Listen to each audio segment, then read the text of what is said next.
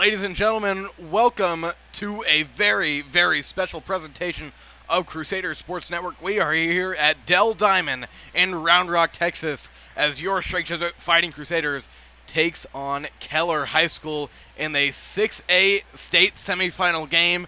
The winner of this game will play tomorrow for the 6A title, the biggest prize in all of Texas high school baseball. I'm Will Turboff, joined by Mr. Colin Matheny. You know, nobody better could be on joining me today. You played for Strike Jesuit in a time when they were an independent. You were on the last TCIL championship team in 1999. You were national champion at Rice. Mr. Matheny, welcome onto the show. Thank you, Will. I'm really excited to be here. Should be a lot of fun watching two really good baseball teams go at it with some good talent on the mound. So I'm looking forward to a good game.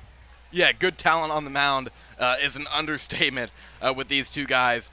For the Indians, it'll be Eric Hammond. Eric Hammond is 11-2 on the year.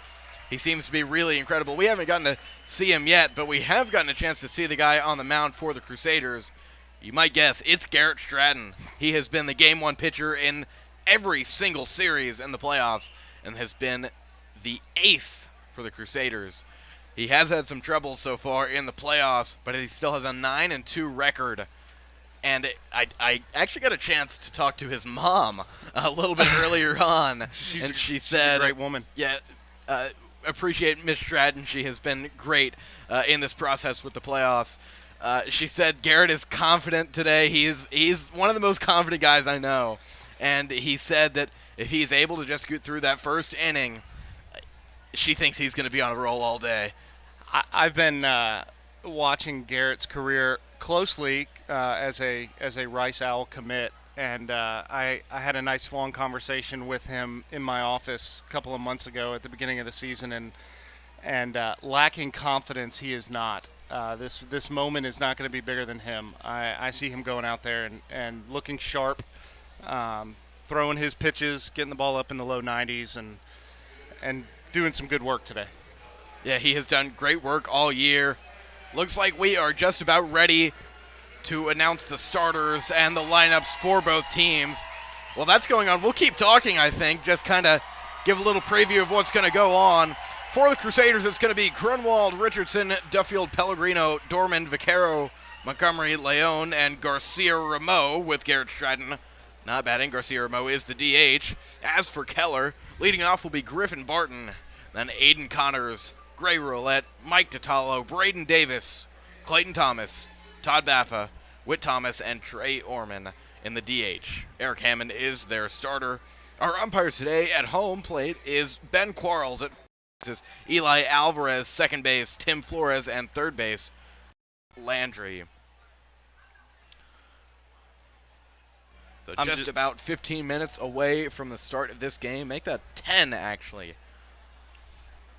I'm looking through the by the time you get to this stage in the playoffs, you're going to have a lot of players that are college bound, and between these two teams, it looks like there's close to 20 kids that'll be playing at the next level. So we're in store for some really good baseball. Yeah, when I was making my notes for this game, I noted the Crusaders have about 7, including the guys in the class of 2022, Trey Duffield and Garrett Stratton, both juniors, or now incoming seniors, both committed to play at Rice, just like you.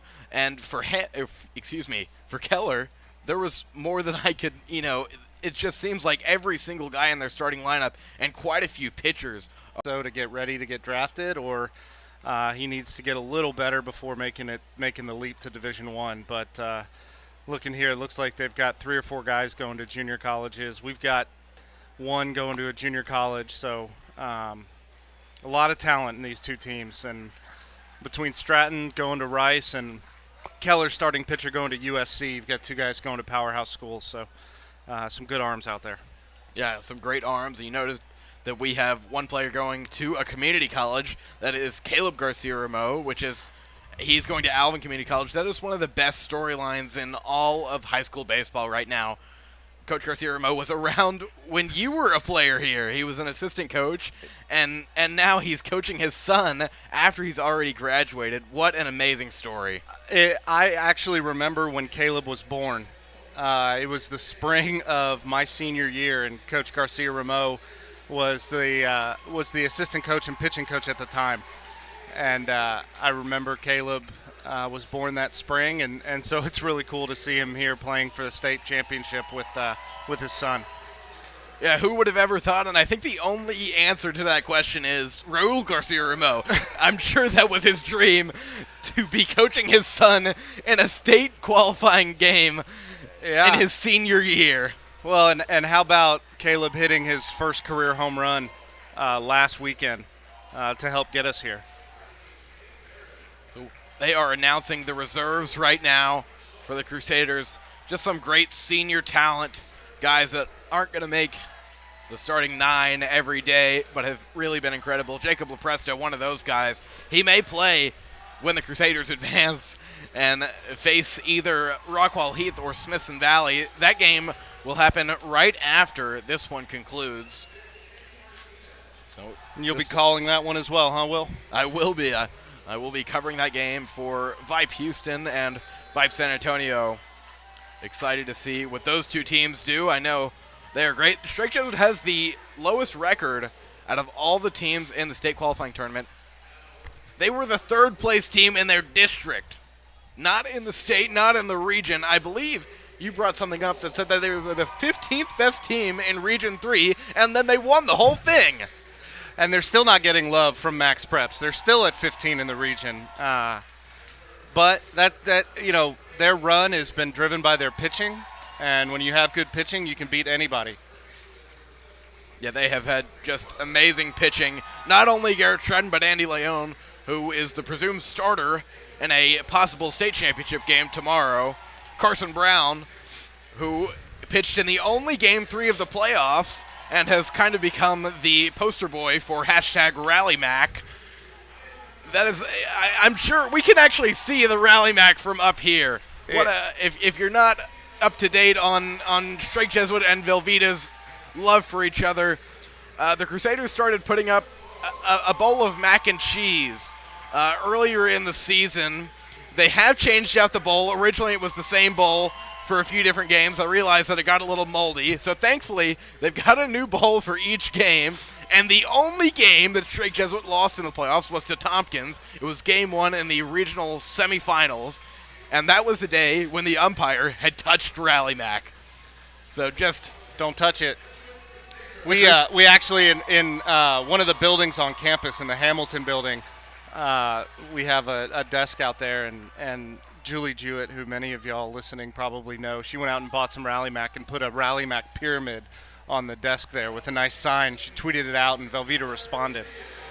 Yeah, Velveeta has been very supportive of Strike Jesuit, and I think their social media intern may actually be listening to us right now. So, Velveeta intern, if you're listening, we are so happy to have you on, and we are happy to have all of you on right now. We're going to have our best turnout all season.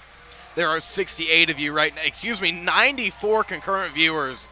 We'd like to thank all of you. This game is starting at 4:15. There was an original start time of 4:10. The Keller reserves are being announced right now. There is a nice crowd. Not as big as some of the games that we saw last night. But Keller does have a great student section. I believe that Strike Jesuit plans on having a few more fans here today. There are a lot of parents. It is very warm out here, so there are not a lot of fans at the first few levels, few three rows by the dugout. But if you look right around the concourse, and I know all of you can't see this, but it is packed. So right when you get near the last few rows that are shaded, it looks like we're at full capacity over there. It does. I think people are hiding from the sun, and from our vantage point, we have to lean out over the crowd a little bit to see. But it's a good crowd. But a lot of people up under the shade right now, and I don't blame them. We have the luxury of having an air conditioner in here, so. Yeah, it is 91 and sunny here in Round Rock. Here at Dell Diamond, the home of the Round Rock Express, who up until a few months ago were the Astros AAA affiliate. Have now gone. A couple of minor league ball games here before. It's a nice fan-friendly, fun experience. So if you ever make your way up to Round Rock or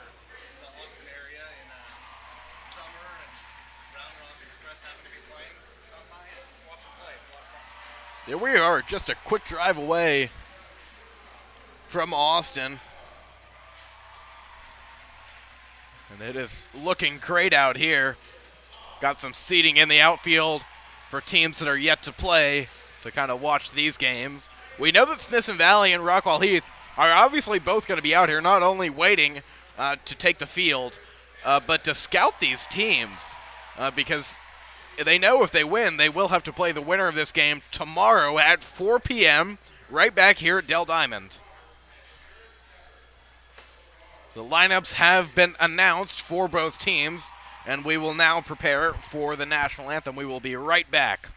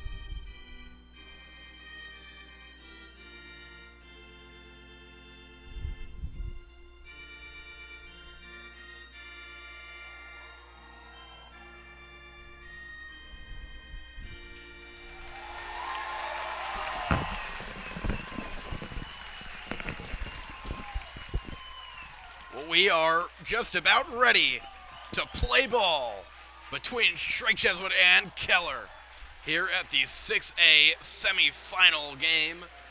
Winner of this game will play tomorrow.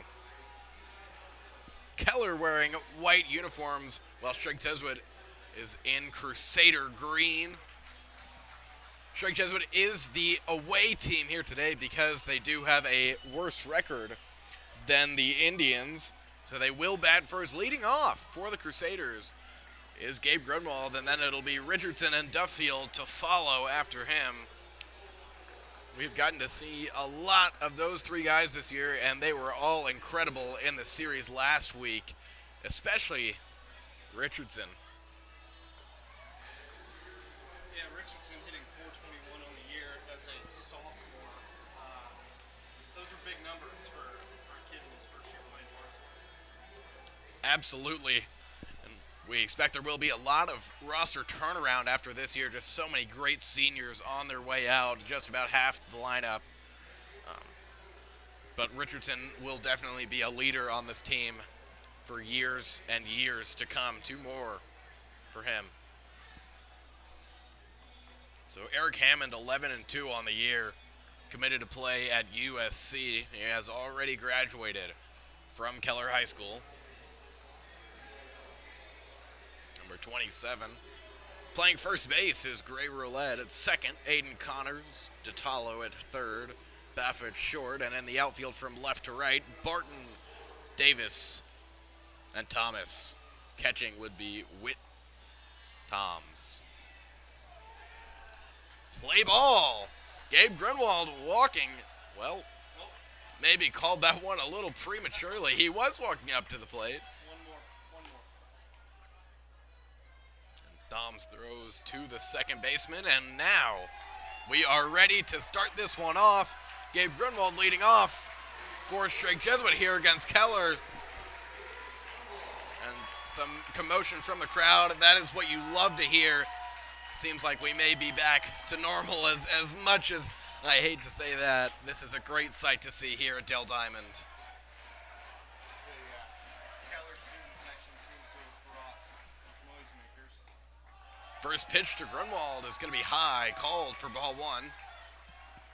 Count is 1-0 to the left fielder today for the Crusaders.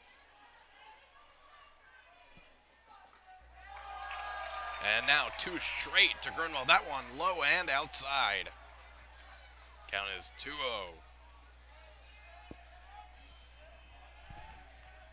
Here's the 2-0. Grunwald looks at another one. That is 3 straight balls from Hammond. It's good that the leadoff hitter's making him work, not swinging anything out of the zone. Now here's the 3-0. And that one is going to be a called strike. Hammond will run it up there, 94-95. Yeah, that one right at 90. See how our hitters handle some heat. The 3-1.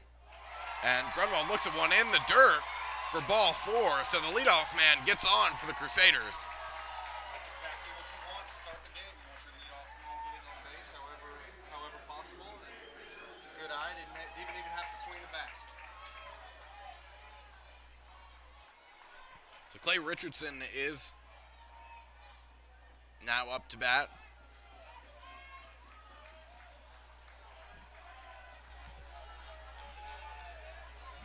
Nobody out here in the inning. Richardson batting with Grunwald at first base. He looks at the first pitch, be 1-0.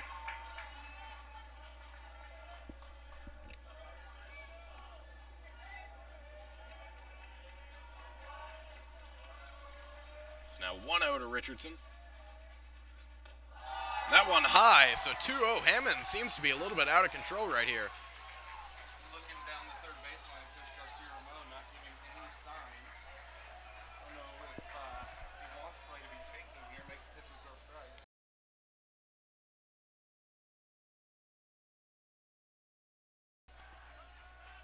So 2-0 here to Richardson. Nobody out. He looks at another one, so 2 straight 3-0 counts from Eric Hammond. We are having some technical difficulties. We will try to fix those as soon as possible.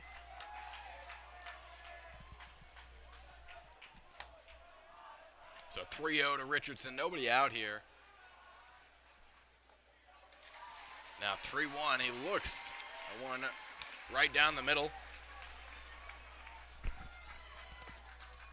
Count is 3-1 to Clay Richardson, the speedy sophomore for Strike Jesuit.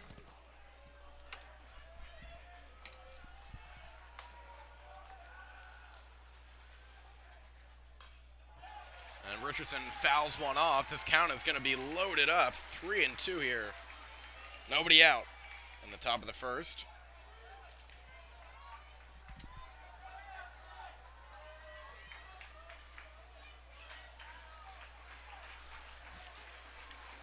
Full count to Richardson.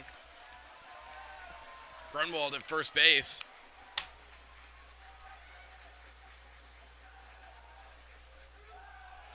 Oh, Grunwald going to be picked off at first. And they tag him. Nice play there by the first baseman, Roulette. And that will be the first out of the inning. So poor base running by the Crusaders. Nice play there by Hammond to get the first out of the inning. I think we do have Mr. Colin Navini back on. Now full count to Richardson, and he gets a tip of 1, so he'll see 3-2 once again. That was a good pickoff move there by Hammond, catching Grunwald sleeping. Unfortunate for the Crusaders. So another full count here to Richardson, and he hits that one to the first base, and another nice play by Roulette. He has to jump up to get this one, but it'll be out number 2.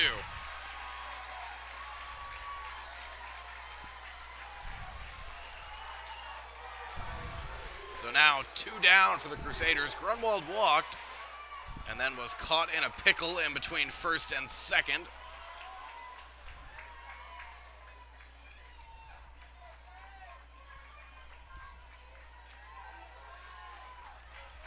And now Trey Duffield up to bat. First pitch to Duffield is going to be high. Called for ball 1.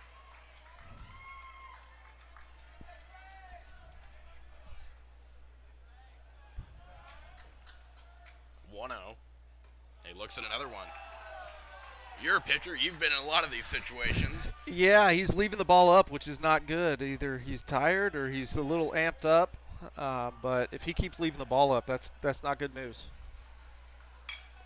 And Duffield fouls one off.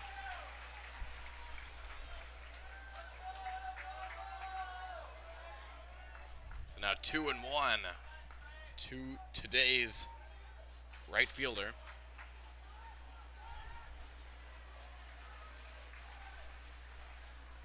Here's the 2-1. He fouls another one off.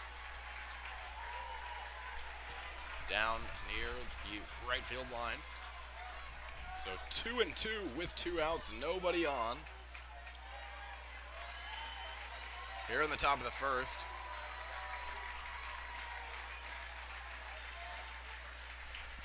Here's the 2-2 to Duffield. And he looks at one, called for strike 3. Curveball on the inside corner. Tough pitch. Really good pitch by Hammond. So Grunwald gets on to start off the game, but is picked off in between first and second. We head to the bottom of the first. No score.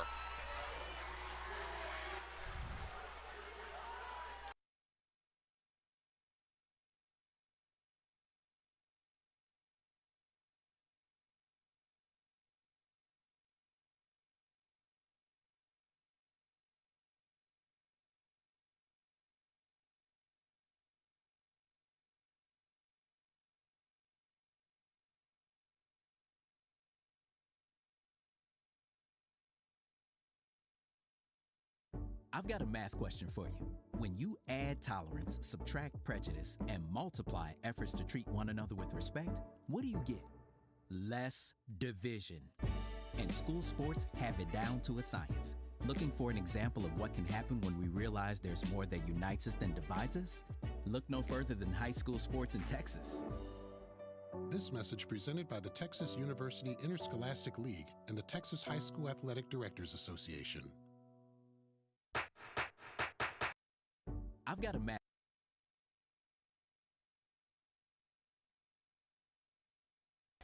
All right, back now for the bottom of the first. Pitching today for the Crusaders is incoming senior Garrett Stratton. Stratton has a great record on the year, 9-2. He has had some struggles in the playoffs, like I said a little bit earlier on, but overall just been the MVP of this team so far. Oh, no doubt. Big part of why the Crusaders are here in the state tournament. And today, if he can get his off-speed over, and he has good command with his off-speed stuff, he'll have a lot of success today. But if he has to rely on his fastball for strikes, it's going to be a little bit more difficult. Yeah, so leading off for Keller is going to be Griffin Barton. He is their left fielder.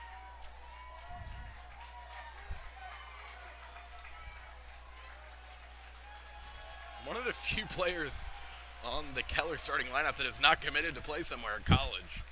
Here's the first pitch to Barton. It'll be high. Which is interesting. Usually the leadoff hitter is one of their better hitters, and with all the guys going to play college, it's surprising that he's not one of them. And another pitch. That one was inside. We hope that Stratton doesn't have the same control issues that Hammond had. First inning's always the toughest in a big game like this.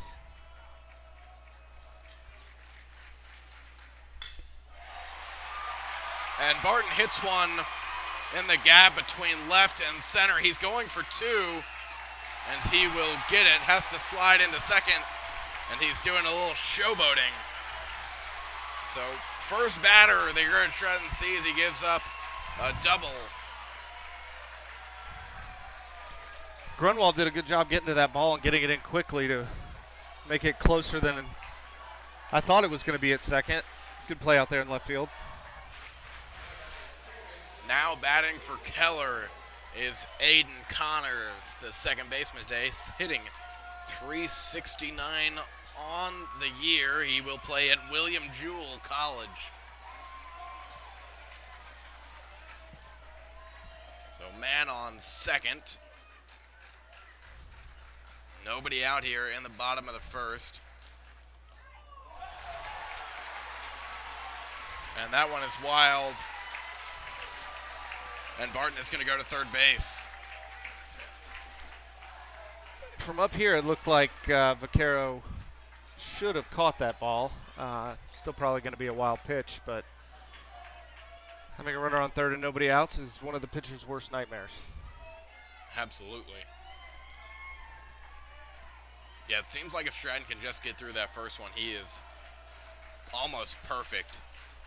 But he has got to do that right here.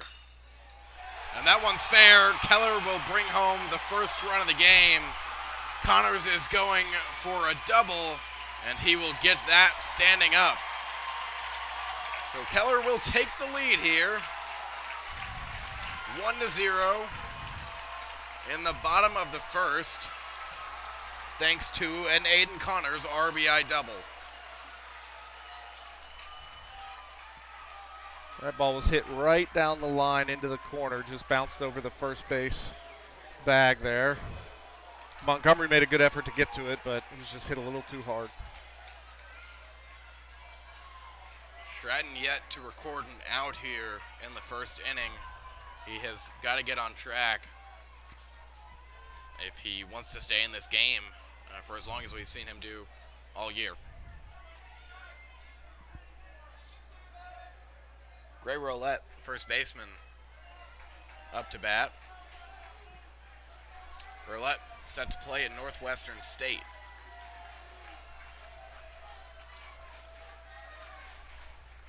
Man on second, nobody out here in the bottom of the first.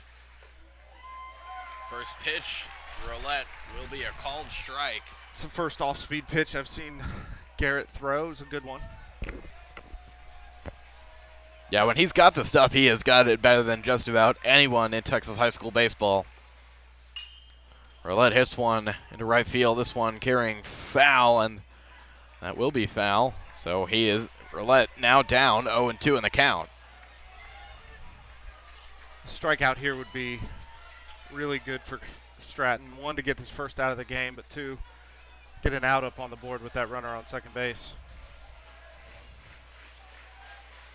Here is the 0-2 to Roulette, and that's the strikeout for Garrett Stratton. Really good curveball there. Got him swinging. That's a big out. The nerves probably calmed down a little bit. Stratton made 3 really good pitches there. Got him. Should get some momentum there. Yeah, we knew once Garrett realized that this game was just like any other, he was going to be incredible. I think maybe he is starting to do that now. Cleanup man now up to bat for Keller. Mike DiTallo, the third baseman. Another pitch that Vaquero is not able to get a glove on that one. A little bit more wild than the first one, but thankfully it does not hit the backstop. Yeah, it was a good stop there. It was important to keep that runner from getting to third base.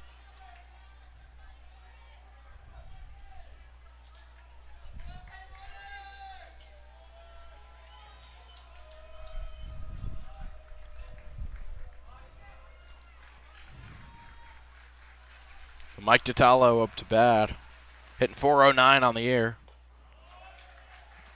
Counts now 2-0 to him. That one high and outside.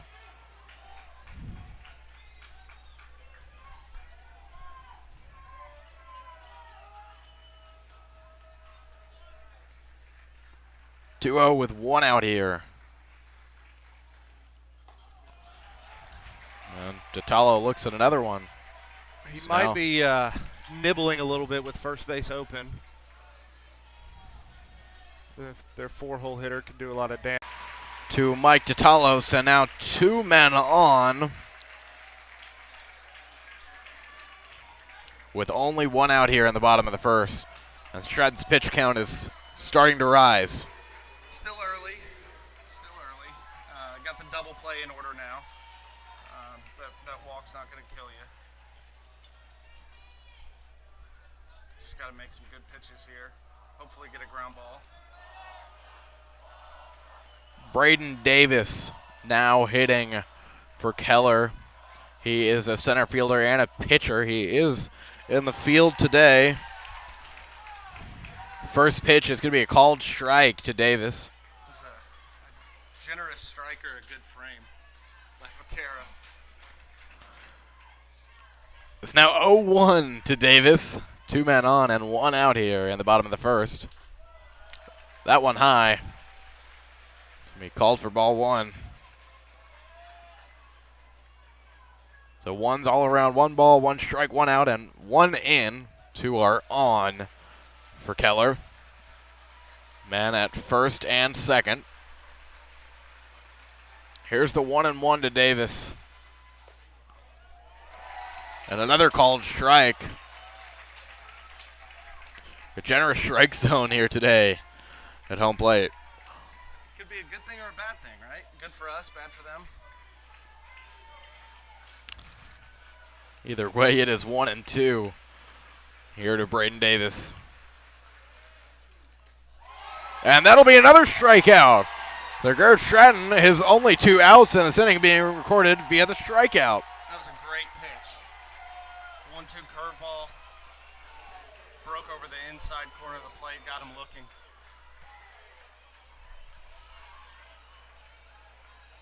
So now 2 are out. Here in the bottom of the first, 2 are still on. And Clayton Thomas is the batter.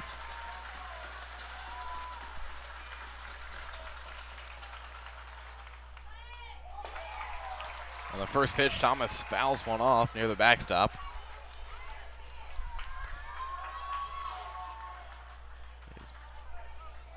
Count is 0-1.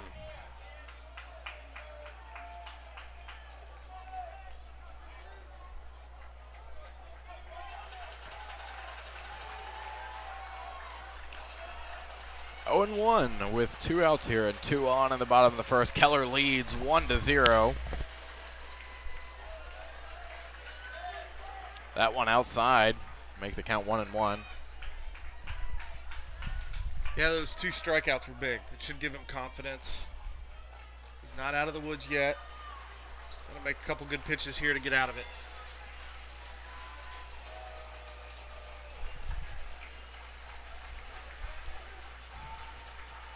It's now 1-1.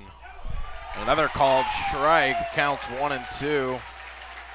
Stratton just 1 pitch away from getting out of this inning. Could have been a lot worse than what we have seen now. Wasn't able to record the first out for a few batters.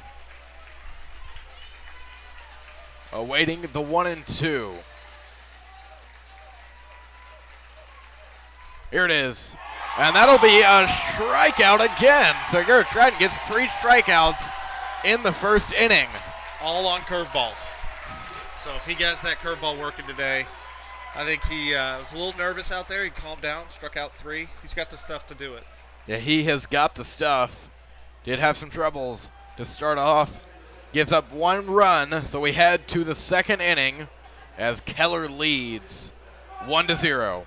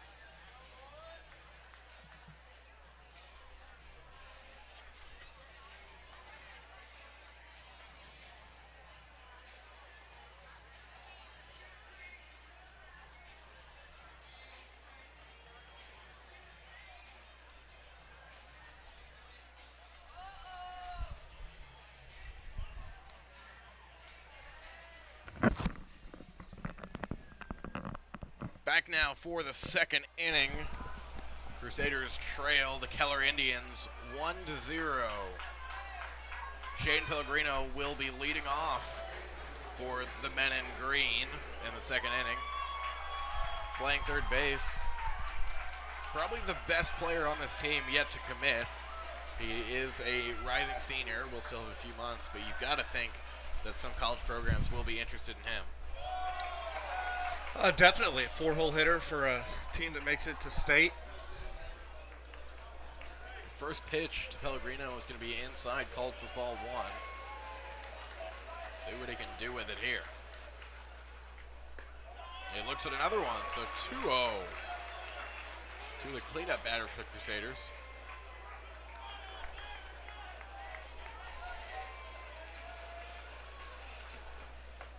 Pellegrino takes a big swing at the 2-0. Makes the count 2-1. 90 miles an hour up in the zone. Just threw it by him. And Pellegrino looks at another ball. There have been a lot of 3-ball counts so far for him, and it may have actually been every single batter. Yeah, just about, yeah. Pellegrino fouls off for 3-1 down near the Crusaders dugout on the first base side. The count is full at 3-2. One thing the Keller defense must really like is how fast Hammond works. He doesn't waste any time. He gets the ball, he gets back up there, and he throws the next pitch. Here's the 3-2. That one will be high. Pellegrino will walk. So in back-to-back innings, the first man for the Crusaders walks. In the first, it was Gabe Grunwald. Some poor base running led to him being out.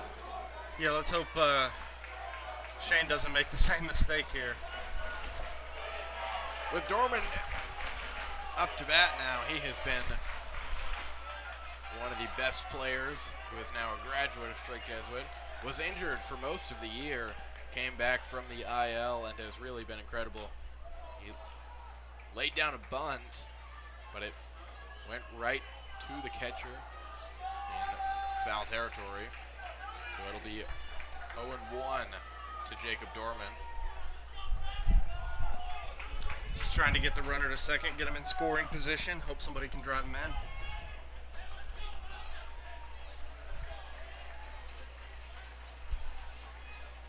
Here's the 0-1, and Dorman hits it to the second baseman, to the shortstop, but he will be on, and the ball goes into the dugout. The throw from short to first, and an attempt to get the double play was very wild, so Dorman will get to second base. Did what he was trying to do on the first pitch with the sacrifice bunt. Just as good as a bunt there. Got a runner on second with one out. That's what they were trying for. So Dorman at second base with one out here in the top of the second, and James Vaccaro going to play at Southwestern. He has got a big crowd with him everywhere he goes. His dad is one of the most vocal parents on the Strike Jesuit crowd every single game. I'm looking out the window trying to find him down there. I'm sure he's down there somewhere. Mr. Vaccaro will often, there he is at the front row. He's got his camera out, wants to see his son's first at-bat here at Dell Diamonds. Great moment for so many parents here this weekend. Win or lose, all these teams have come so far. Oh, there's definitely memories that are going to last these kids' lifetimes and their parents, too. From the send-off to the news coverage. Yeah, Strike Jesuit had a surprise send-off for the baseball players yesterday on campus. A really special moment after just days and days of media coverage and staying at practice a little bit later. It was all worth it, and they got to come out to the game last night, the Hallsville-Leander Rouse game. It was a 5A state semifinal game. So now James Vaccaro is up to bat here with a man on second, one out in the top of the second. Here's the first pitch. He hits it into left field. Left fielder Barton will make a play on it, and Dorman will stay at second. It looked like he struggled with that in the sun a little bit. He threw his hands up almost like he didn't know where it was going, and then he backtracked to catch it. I wonder if the sun is going to affect some of the fly balls out to left field. We'll see how that turns out today. Now up to bat, for the Crusaders is Ryan Montgomery, the first baseman, hitting .270 on the year. He has come in relief a couple times this year as well. Hopefully that isn't necessary here today. 2 outs here in the top of the second. And Montgomery hits one past the second baseman. They are waving Dorman home, and the game is tied up! 1-1. Ryan Montgomery comes through with a clutch RBI single that scores Jacob Dorman. Big hit by Ryan there. It was a fastball away. He went with it, hit it between the first baseman and the second baseman. Right in that hole there. That was a really good piece of hitting. Great piece of hitting for Ryan Montgomery. And the Crusaders, the bats are now alive. That was the first hit for them. First hit, but they've got traffic on the base paths in both innings, making the pitcher work a little bit. Now Andy Leon, who hits in the 8-hole, but he is one of the best hitters on this team. He was the MVP in the Region 3 Finals, had 2 amazing games. The Crusaders played back-to-back last Friday against Jersey Village, won both games. Count is 0-1 to Leon. And the 0-1 comes very close, almost hits him there. Almost hit him there. Well, that's a perfect example of how leadoff walks will kill you. Just a leadoff walk, and next thing you know, it's a tie ball game. It's a tie ball game here, 1-1. Leon looks at another one. This one going to be called a strike, so the count is 1-2.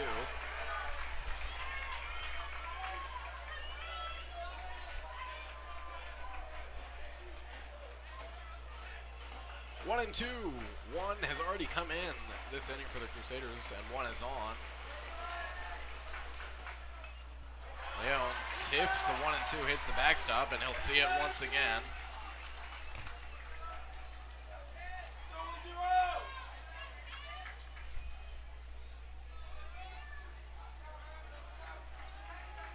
One and two once again to today's shortstop for the Crusaders. Here it is, and Leon will strike out. One comes in for the Crusaders on an RBI single from Ryan Montgomery. This game is all tied up at 1 as we head to the bottom of the second.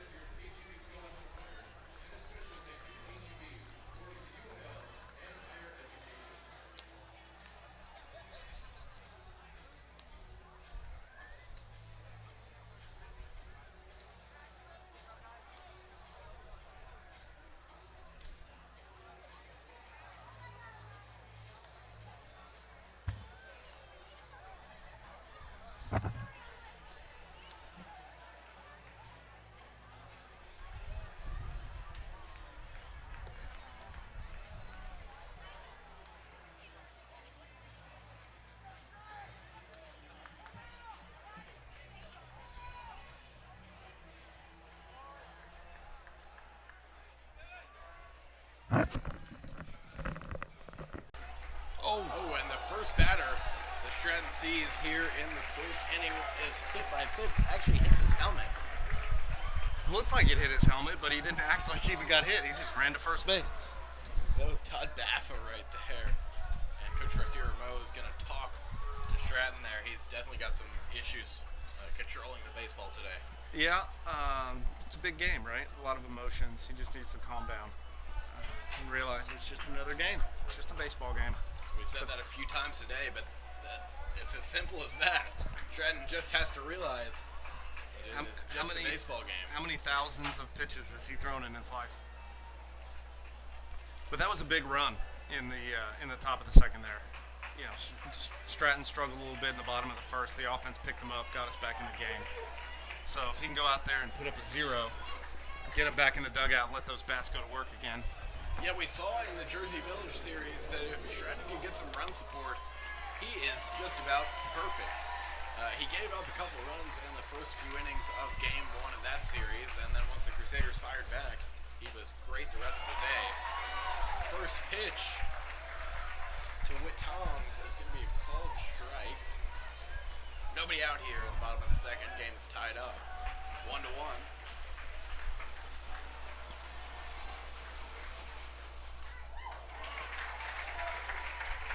Good off-speed pitch right there, foul back.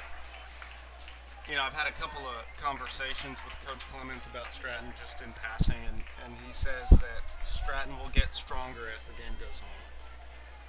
So just get past those first couple innings, let him settle in, and he'll be fine. Yeah, he's not a guy that you're often going to see, throwing a no-hitter or a perfect game in the fifth inning, because he usually gets his worst inning of work out in the first or second, and he gets a strikeout right there on 3 pitches. Whit Toms goes down looking. Another off-speed strikeout looking. That's 4 on the day. It's 4 strikeouts on the day. I think 3 of them have been looking, but all 4 have come on that curveball. So through 1 1/3, Garrett Stratton has 4 strikeouts. He is on pace for 21 strikeouts. I'd be okay with that. I think he would too. 1 on, 1 out here for Keller. First pitch for Trey Orman. Checked his swing, but a little bit too late.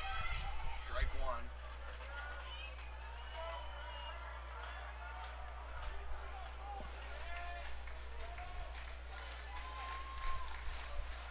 Stratton trying to pick off the man at first.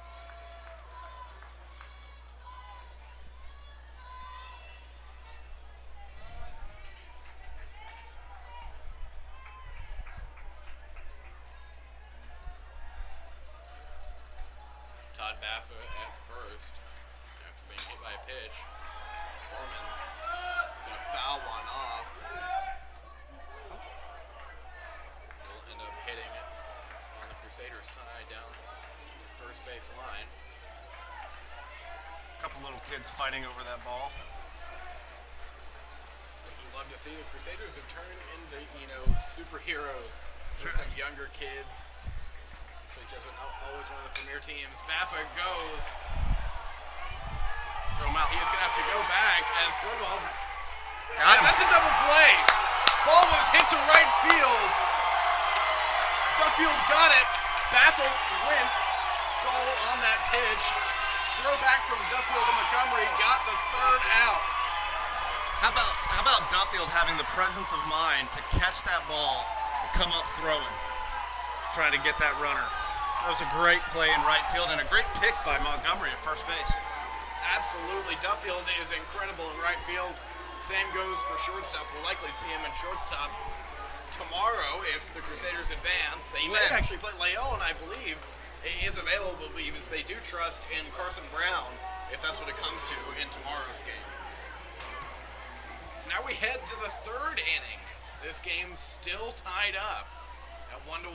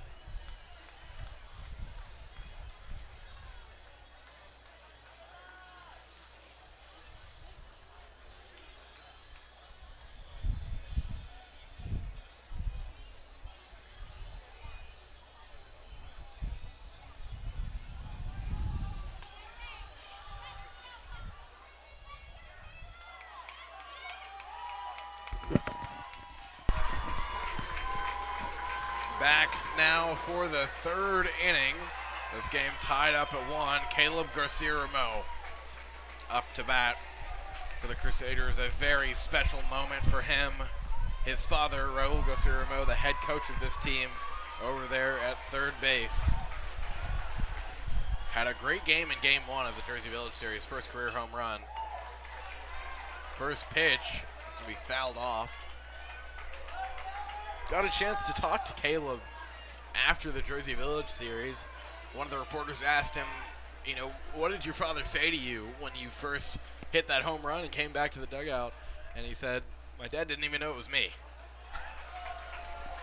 That's not surprising. Count Coach is Garcia-Ramo is laser focused.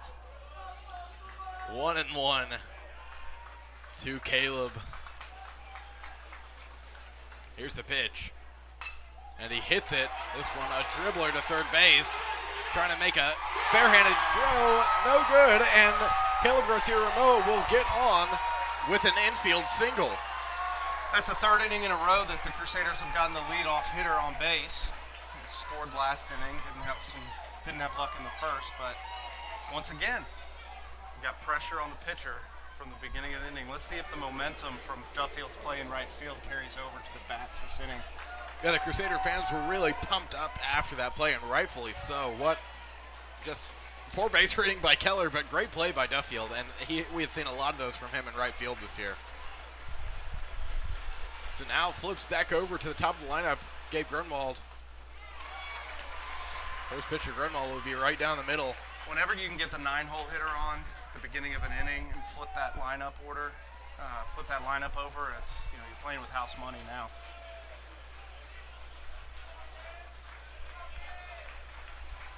Grunwald walked to start off the game. Just going to look at another one. That one was in the same position in the first ball, but this one is called for balls. It counts now 1-1. This umpire's been a little all over the place. Ben Quarles is our home plate umpire today. So now here's the 1-1 to Grunwald. He takes a big swing at that one. Doesn't get any of it though, so 1-2. Yeah, that pitch looked like you chased that pitch. It was a little outside.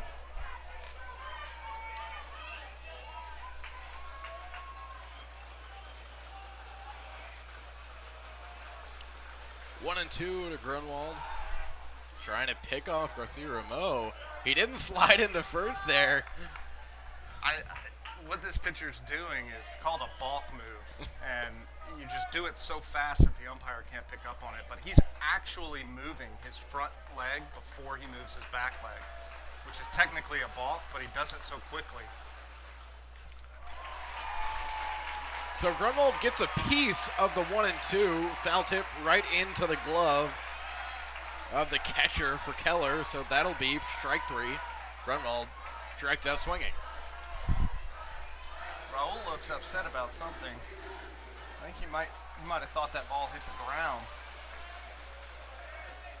That one is not going to be overturned though, and now Clay Richardson is up to bat.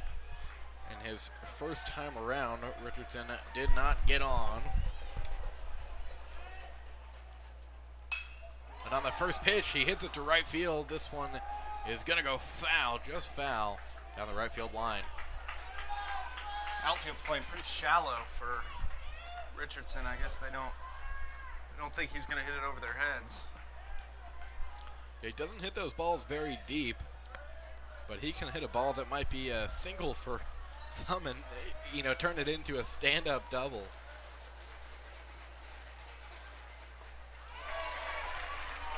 On the 0-1, Richardson checks his swing, and an appeal to the first base umpire says he did not go. The count is 1-1.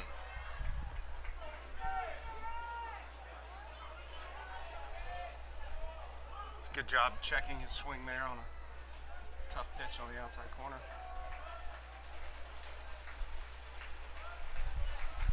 1-1. Richardson looks at another one. That one called a strike. Counts now 1-2. I got to give a shout out to Tatum Lynn. I know he's tuned in. very complimentary of our analysis here today, Will. We're happy to see all of the strict Jesuit faculty members. We know he's a big fan. He's actually been on some CSN broadcasts, I believe. Count is now 2-2 to Richardson after he looks at one inside.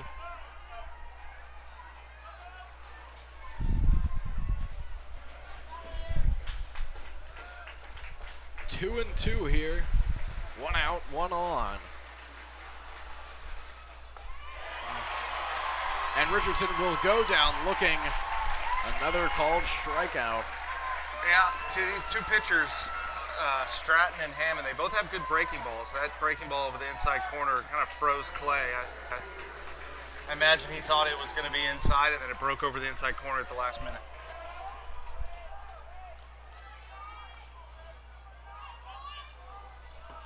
So Trey Duffield now back up to bat. He struck out in his first time around. See if he has any luck here in the third. Here's the first pitch. Duffield looks at one. 78 miles an hour. That's a little bit slower than a lot of what we've seen from him today. Did that one have any movement on it? I think so, yeah. I think he's got two off-speed pitches, one that's in the mid to upper 70s and one that's in the low 80s. So it looks like he's got a curveball and a slider. Now 0-1 to Duffield. That one inside. He's been running his fastball about 90, 91. Now that is some good stuff for Pac-12 baseball. He will be set, especially maybe after a year or two in the bullpen. 1-1 to Duffield. And he looks at another one inside. That's that curveball again. That time it didn't really curve, it just kind of stayed inside, never broke back over the plate.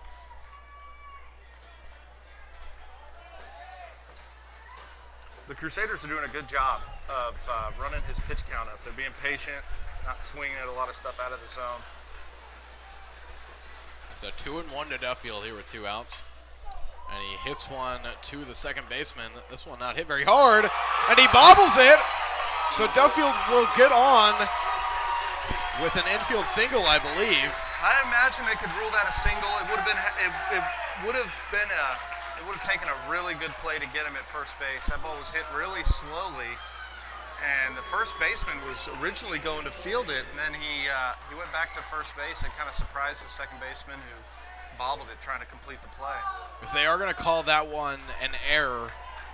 So Trey Duffield reached on a fielding error by the second baseman.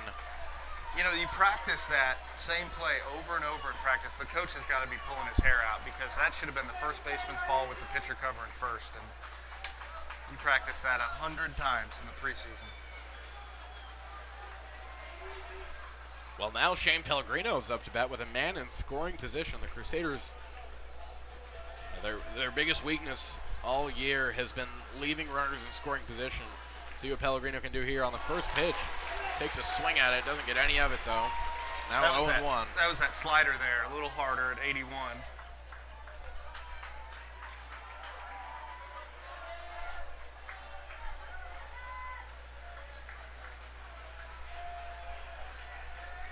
Count is 0-1 to Pellegrino with 2 on and 2 out. He checks his swing there and does it in time. Pitch was low and in the dirt, a little bit outside. I don't know why the umpire didn't appeal that to first base. I don't think, from up here, it didn't look like he went. Oh, they do say that he went. Yeah, they changed it on the scoreboard. Yeah, they so called it. 0-2. Home plate umpire called it a strike swinging.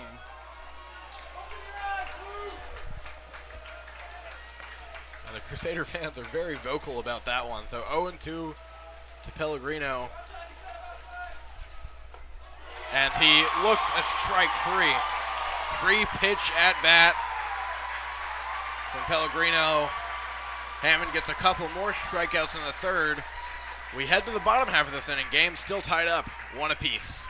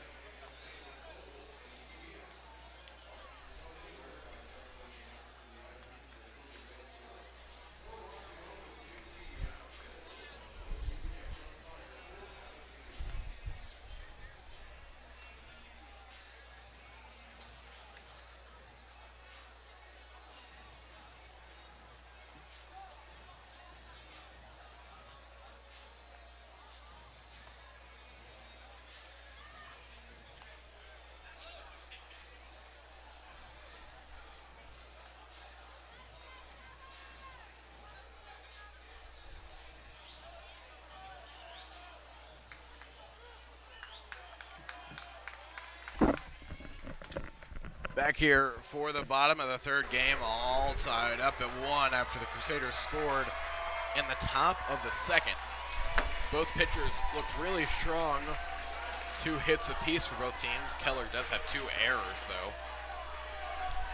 Stratton had a quick inning last inning, thanks in part to the double play by Duffield out in right field. Let's see if he can keep building on a strong outing.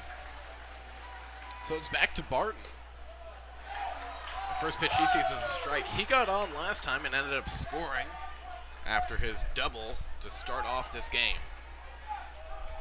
Count is 0-1 to him. He looks at another one in the zone, 0-2. It's 2 off-speed pitches in a row. After he hit a fastball in the first inning, looks like Stratton's showing him some of the other pitches.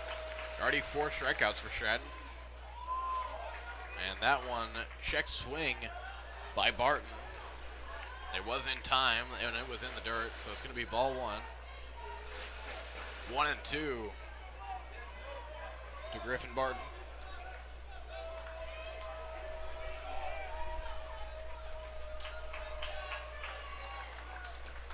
Here's 1-2. That one will be high. Called for ball 2. That one coming in 88, though, one of Stratton's fastest pitches today. It's one of the harder pitches he's thrown.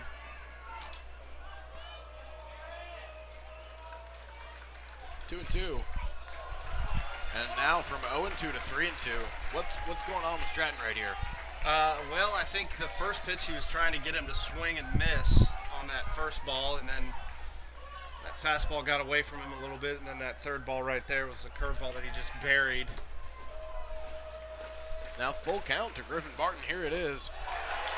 And he will walk 4 straight balls from Garrett Stratton. Yeah, leadoff walk. Something a pitcher really, really wants to avoid. You want to make them earn their way on. Especially when you have a hitter 0-2. Losing them that way can be very frustrating, but you got to get it out of your head. You got to have a short memory and get back at it.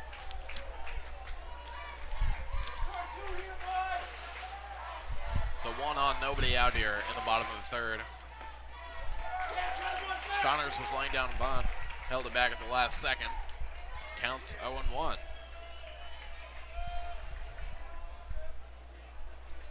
Nice job there by Pellegrino running in. Could have been a potential double play.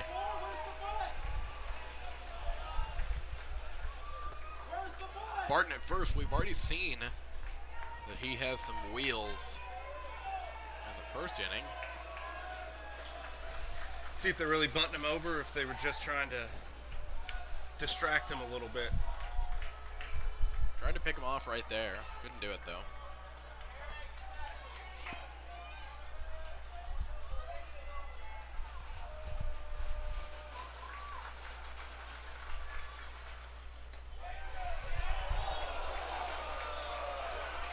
That was a good pitch. That looked like a strike. I can't believe the umpire called that a ball. Called for a ball, though, so count is 1-1. Seems like more calls have been going the Keller way, and I know that's easy to say as a Crusader fan. Thrower over to first base for the pickoff, not good.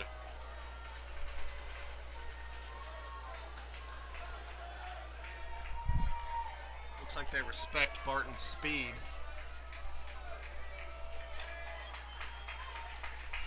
One and one to Connors, and he hits another one in the outfield for a single. That one got into left field. Hopefully Grunwald was able to field it. But there will be 2 on with nobody out. Yeah, he just took a fastball on the outer half of the plate and poked it the other way. Right over the shortstop's head.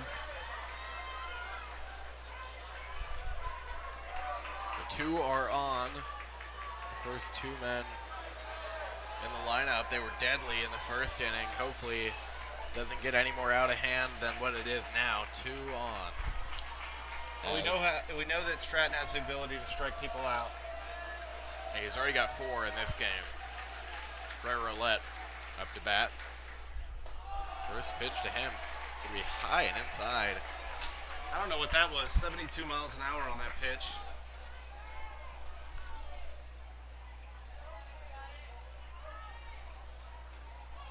third base coach for Keller, talking to Roulette.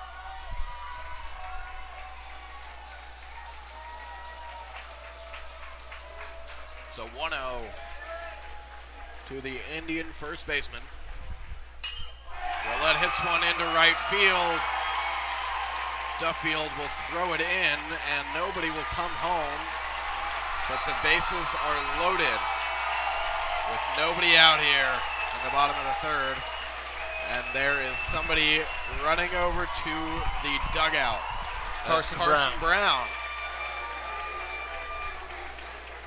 I'd say if Stratton can get out of this one, not giving up any runs, it'll be a success. If he can get through 3 full, this game's still tied up. Maybe the Crusaders can take the lead in the top of the 4th. Yeah, Carson Brown's headed down to the bullpen to warm up.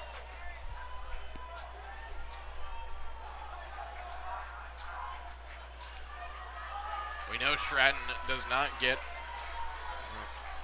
moment is usually not too big for him. But playing in a huge park like this with a lot of fans, there's definitely some pressure. Middle infield is playing for the double play. Corners are up close, so if there's a ground ball to one of the corners, they'll get the out at home. First pitch to Mike Ditalo is called strike.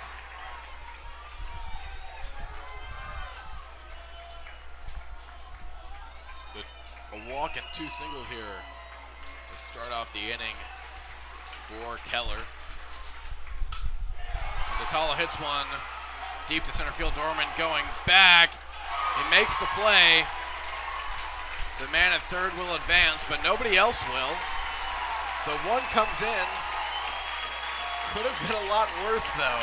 That was a really nice play by Dorman, making that catch on the run. And almost looked, off the bat, it didn't look like it was that deep, and I don't think Dorman thought it was that deep either. And just like in the second inning when the left fielder for Keller almost misplayed a ball, it looks like the outfielders might be having trouble seeing the ball off the bat. Yeah, Dorman was going back, kept going back. Looked like it was going to fall on his face right there. Yeah, it had my heart beating a little bit. That was going to turn into a 3-run triple. One out here. Hit over to Richardson. He's not able to field it perfectly, though, but he does get it over to Montgomery for the second out. It had been pretty much a guaranteed double play to end the inning. Yeah, that was the ground ball that Stratton was looking for. Just bobbled a little bit by Richardson. Still got the out at first. He's not out of it yet, though. Yeah, so Keller leads 2-1 after the sacrifice fly a little bit earlier on in this inning. If Stratton can get an out here, I would say that's a win for him. Bases loaded, nobody out. First pitch to Thomas. It's going to be a called strike. Stratton has been good about getting ahead in the count. Much better than Hammond has, yes, absolutely. And, they've scored 1 this inning, and it was the leadoff walk.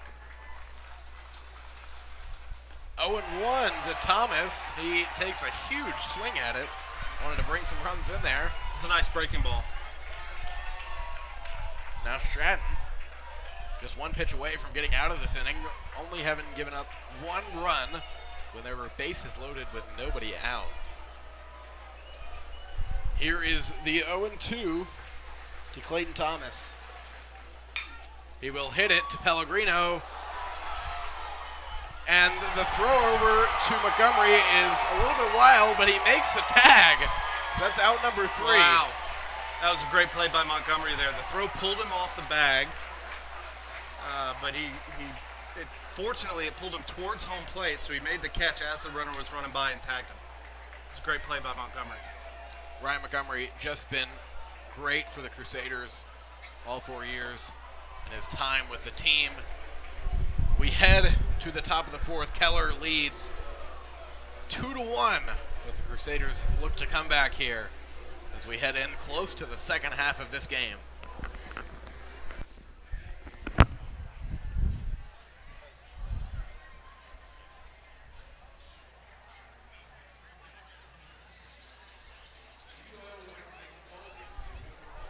What's your favorite high school sports memory?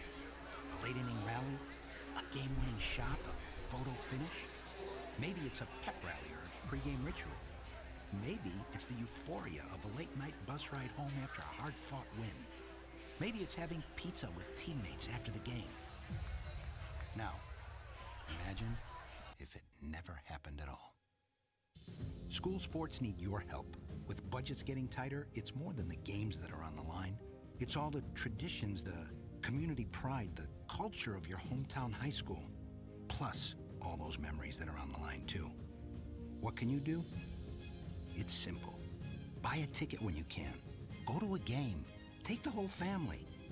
Let's do everything we can to keep those cherished school sports memories alive. This message presented by the Texas University Interscholastic League and the Texas High School Athletic Directors Association.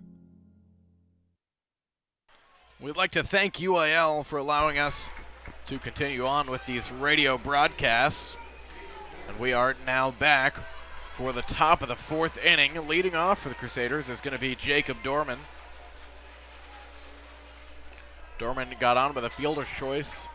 Ended up in error as well. Started out at second base and is the Crusaders' run. Their sole run. Counts 1-0. First pitch was low. Hammond back out there for inning number 4. Dorman hits one deep into right field.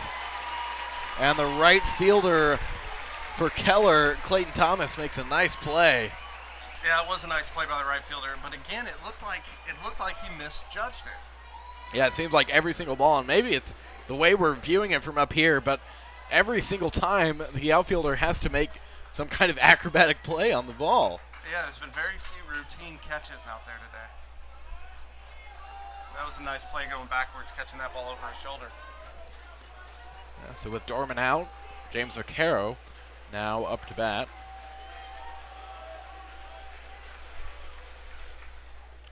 First pitch, Vaquero will be low. It's a 1-0. And just like he said a little bit earlier on, Hammond has been terrible at getting ahead in these counts. He has. He has not had command of any of his pitches, really. He's just got really good stuff, and he's getting by with it so far. The 1-0 to Vaquero, and he hits it to the third baseman. This one will be a routine play, and he's safe. So Keller is determined on getting this one overturned. The third baseman started to run over to first there. The throw was wild. There was a collision between the first baseman, Roulette, and Vaquero. He's called safe. Head coach coming out of the dugout to talk about this. So it looked like the first baseman caught the ball and then came down on top of Vaquero before Vaquero got to the bag. And so as it stands, James Vaquero is safe with an, I believe, an infield single or an. Probably be an error on the throw. I don't know. What'd you see there, Will? It looked like he was out. I think. To be honest, I think he was out. We'll see what they say right here. Oh, he's asking for help. First base umpire's asking for help. There's a little conference out there. Keller's head coach has walked back to his dugout. And so pretty often when you see a collision like that, the man running to first is going to be out. And Roulette did have the ball. He had full possession of the ball. Yeah. He's safe right now. Would be a great turn of events for the Crusaders. They called him out. He is out. As much as I hate to say it, I think that was the right call. I'm going to have to agree with you. Now Coach Garcia-Ramo is talking to the home plate umpire. I think what he's trying to argue is that the first baseman impeded the progress of the runner. See, I would agree with that. I think that he was out, but I'm not sure if there was possibly some interference there. I'd have to brush up on the rule specifically, but I'm not certain that the first baseman can impede the progress of a guy running to first base. And Coach Garcia-Ramo is hyped up over there talking to the umpires. He is really upset with this call, especially since it was overturned. And they're going to talk again. I think Coach Garcia-Ramon made his point, and that point was that the first baseman impeded the progress of the runner.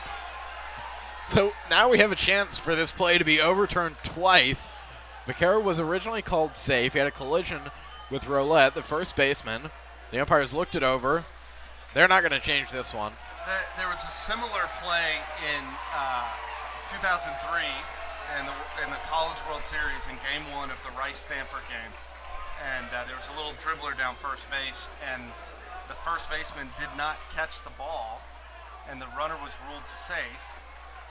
And the Stanford coach tried to make it sound like the runner was impeding progress of the player. This is very confusing when you have a ball, defender, and a hitter all in the same area at the same time. That was a confusing play. Now Montgomery up to bat. Count is 0-1 to him. And now he looks at one in the dirt. So 1-1.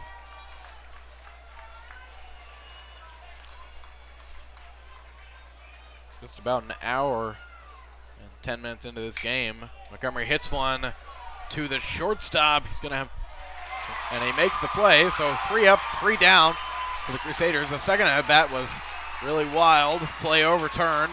Vaquero was out. Now we head to the bottom of the fourth. Keller still leading 2-1.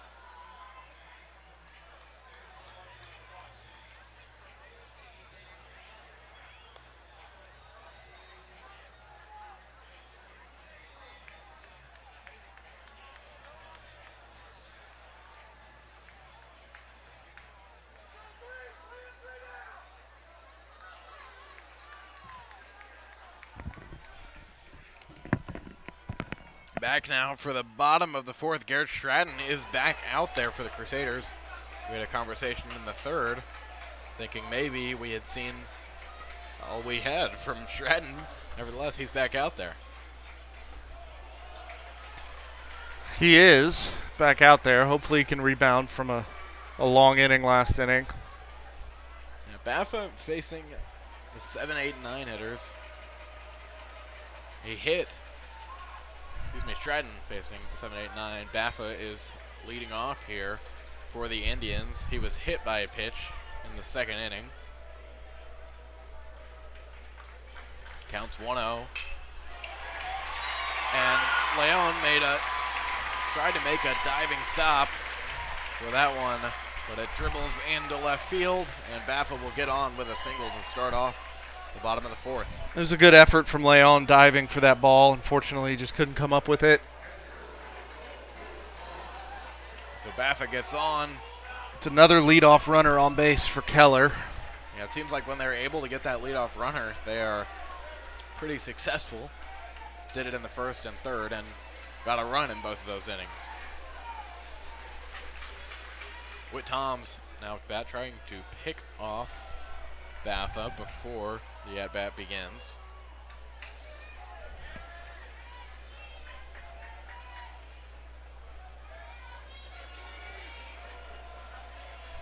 Crusaders trail as Keller leads 2-1. Here in the bottom of the fourth, nobody out, 1 on.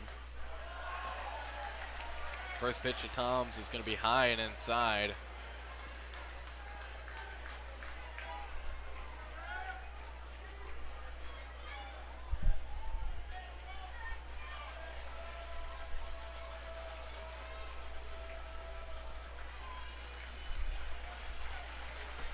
There's the 1-0. That one is hit deep, and it will go foul. But my goodness, that one hit extremely deep by Whit Toms. That had home run distance. Definitely had home run distance. That ball was hit a long way. Fortunately, it was foul.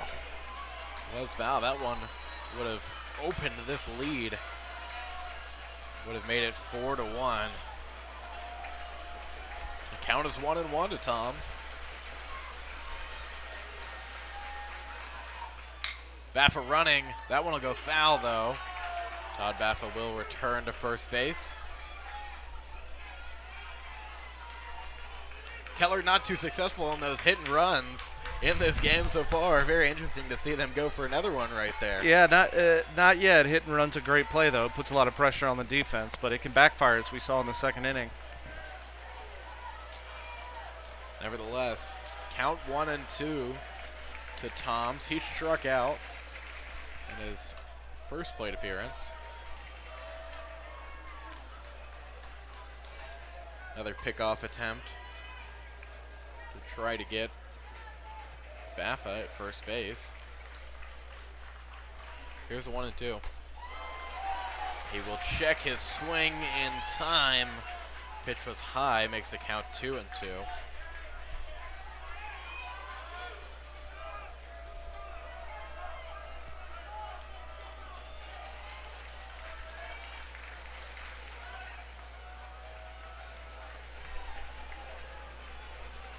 Keeping him close over there. Maybe tiring him out so he doesn't run. Yeah, looks like Baffa's got some wheels. And another one fouled off down the third base line. You'll see 2-2 again. This is the kind of at bat that frustrates a pitcher. You got a runner on first who has speed, so you got to pay attention to him, and then you're making good pitches, and the hitter just keeps fouling them off. Stratton looking to get another strikeout here. He's got 4 on the day. Those all came through 1 1/3 innings of work. Another in the bullpen, and he is coming out. Give you a little update on what you might have missed. Big RBI double from Whit Toms that scored Todd Baffa. Made the lead 3-1. Keller in the driver's seat right now here in the bottom of the 4th. The courtesy runner for Toms is now at third base. That double to right field looked like Dorman and Duffield were close, but just couldn't get there. It was hit in the perfect spot. It landed right in between them, and then on the cutoff, it looked like Clay Richardson held up a little bit. I don't think he thought he had a chance to get the guy at home, so he kind of double clutched.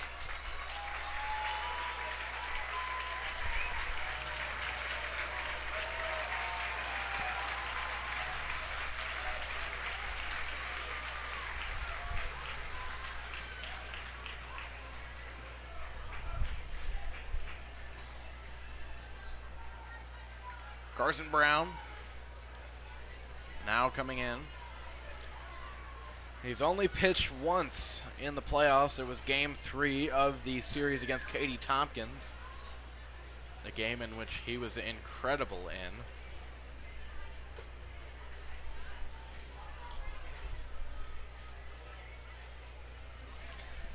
Here in the bottom of the 4th, Keller leading 3-1. Once again, we apologize for the technical difficulties. If you know anyone that left the stream thinking that we would not be here for the rest of the game, we are back. Looks like most people stuck around. We're happy to have such a great audience here, no matter where you're coming from. It has been incredible calling these Strake Jesuit games over the last few months. Of course, we would have loved to give you a full video broadcast experience. Unfortunately, due to some UIL guidelines, we are not able to do that. But you all have showed out better than I could have ever imagined. And it has been just a great experience. And hopefully we are back here tomorrow at 4 p.m. when the Crusaders would take on the winner of the Smithson Valley Rockwall Heath 6A semifinal game a little bit later on today. Just get the bats going and put up a few runs. It's certainly not out of reach. It's only 3-1.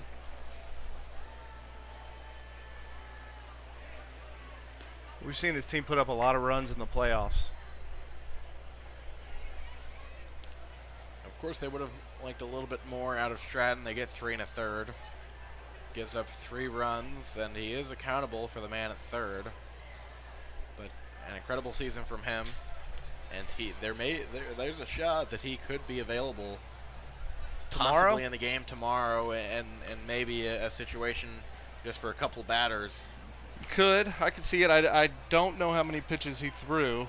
He threw quite a few, but this is a luxury that Jesuit's had all year, and that's having 3 top-of-the-line pitchers, 3 starting pitchers essentially. You've got a starting pitcher coming in here in the 4th inning, so if he can get out of this jam, he can take it the rest of the way. He could take it the rest of the way. Trey Orman, the DH, is back up to bat with a man on third. Crusaders preparing for a sacrifice bunt right here. All of the infielders. Yeah, the playing infield's in. They want to cut this runner off at home. They don't want to give up another run. They don't want to go down 3.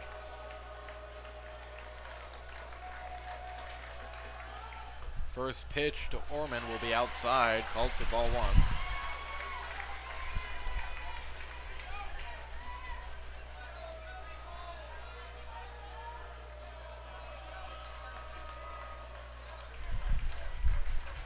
Counts 1-0. Orman fouls one off to the backstop, makes the count 1-1.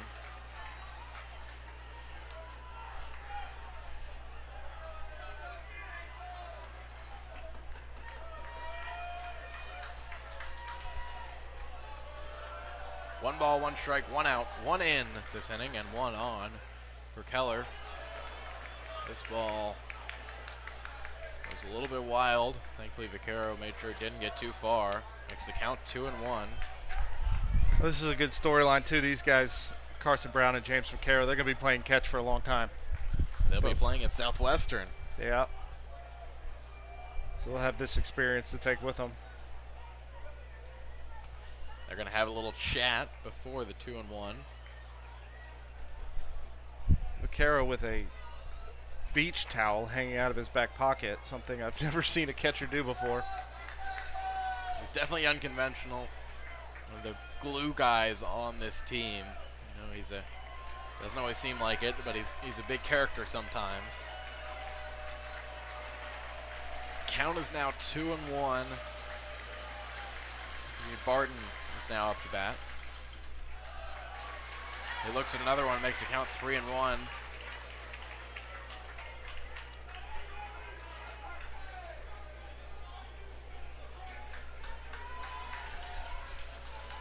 Needs to make a pitch here. You don't want to walk him. It would set up a double play. It's a good changeup right there. Coming at 75. Had him way out in front. Now full count to Griffin Barton. 1 out, a man on. He's at third base. Here's the 3-2. That'll be inside. And Barton will head to first base. Now man at the corner bases with 1 out, and it does set up the double play. Yeah, that walk is not bad. You never want to walk somebody, but now you've got an opportunity to turn a double play and get out of the inning.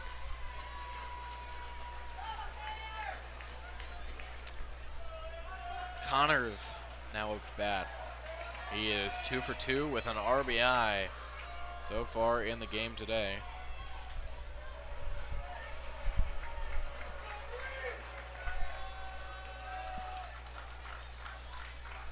Before the first pitch, Brown will attempt to pick off Barton at first base.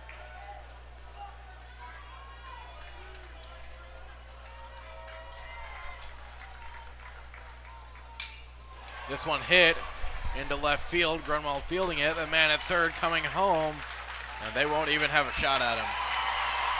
Sac fly for Connors. He gets another RBI in the game. Score is now 4-1. Yeah, that was a good piece of hitting there. Just flicked it out into left field, deep enough to score the run. Grunwald didn't even bother to try to throw it home.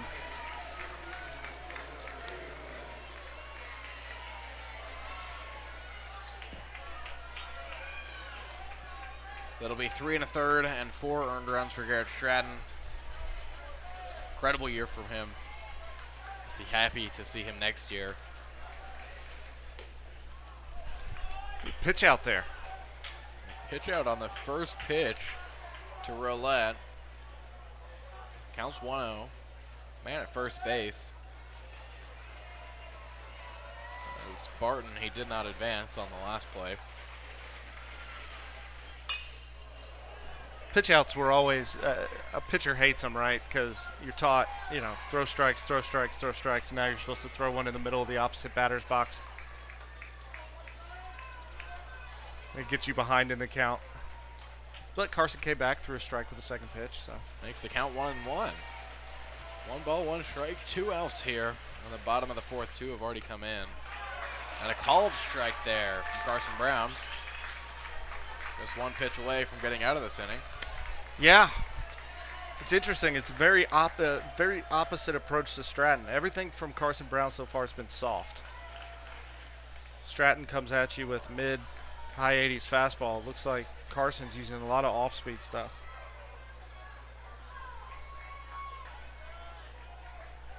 Here's 1-2. Balk. They called a balk on Carson Brown for not coming set.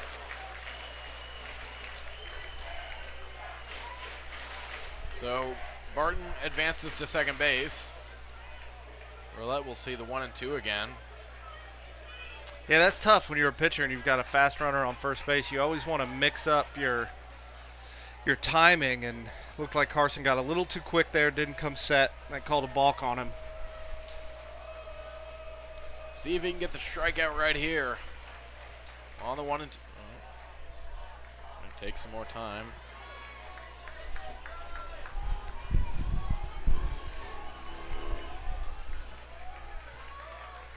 One and 2.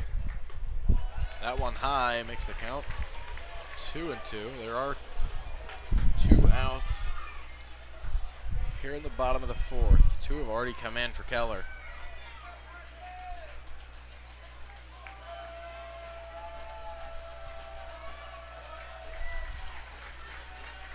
Here is the 2-2 to Roulette. That one will be just a little bit high and inside. Loads that count up. Full 3-2 with 2 outs.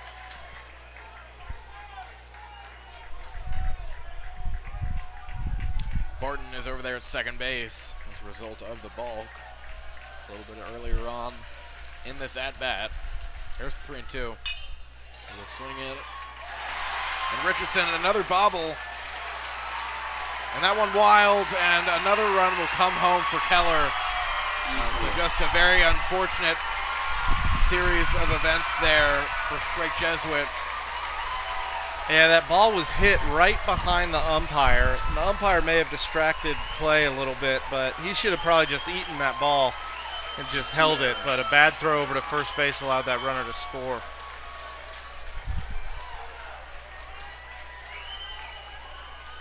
So now Keller leads 5-1. What did they rule that, Will? Was that an E4? I think it's an E4, and I think there may be another error on this play.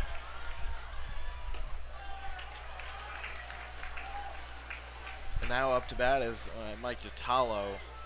So a balk and an error gets that runner home from first base. 1-0 to DiTallo.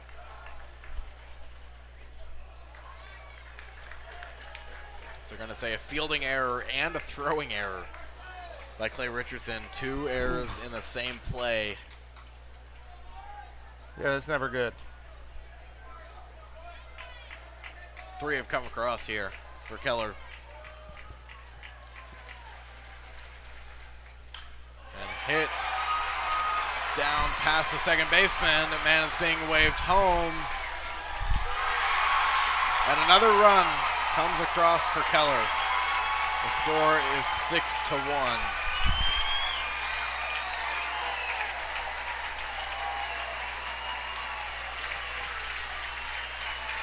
Yeah, that ball just wasn't hit hard enough for there to be a play at home. Trey got to it quick, came up throwing, but didn't really have a chance there. This game has turned into a 1-run game into a 5-run game here in the bottom of the 4th. Carson Brown hasn't done all that much wrong. He inherited a man at third base who came home on a sac fly, and then a couple throwing errors have really hurt him. Yeah, I mean, he got the ground ball to second base. Richardson, a sophomore, has been in the least amount of games of this, caliber out of anybody on the team. Unfortunately, just cannot make the play there. Called strike, or swung that one. The count is 0-1 to Braden Davis. Got a strikeout and a ground out so far in this game. Davis hits that one, and then it gets himself, makes the count 0-2. And Strick Jesuit has a chance to finally get out of what has just been a nightmare inning. It has been a long one. 4 runs in the inning. They had a chance to get out of it with just 1. The 0-2 is high. Makes the count 1-2.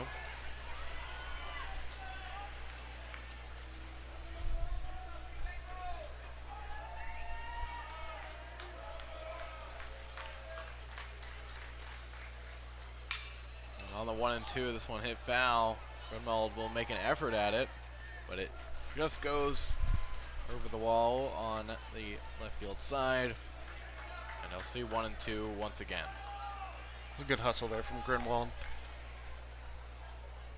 Had a chance at it, just squeaked foul. Down the left field line, the baseline is almost right up against the wall. Not a lot of foul ground there on either side. Here's the 1-2 to Davis, man on first. He swings at it, gets over the glove of Shane Pellegrino. Keller keeps this inning alive. Yeah, he's a left-handed hitter, and that was a changeup away, and he just flicked his wrist and poked it right over the third baseman's head.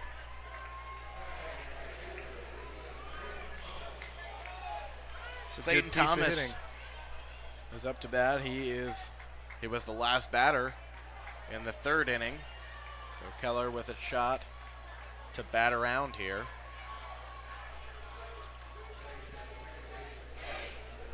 Got over half of their hits here in this inning. Now 6 runs.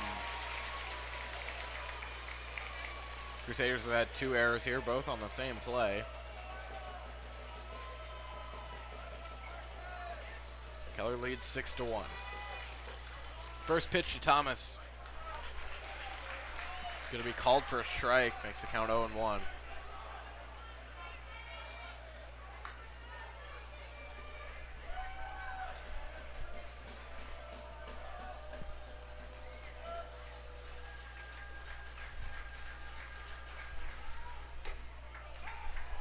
And they're catching the man at first in a pickle. And they get the man at third, so there are men at first and second. The man at third is out. He's going from second to third. That is a very uncommon inning-ending 2-3-5 putout.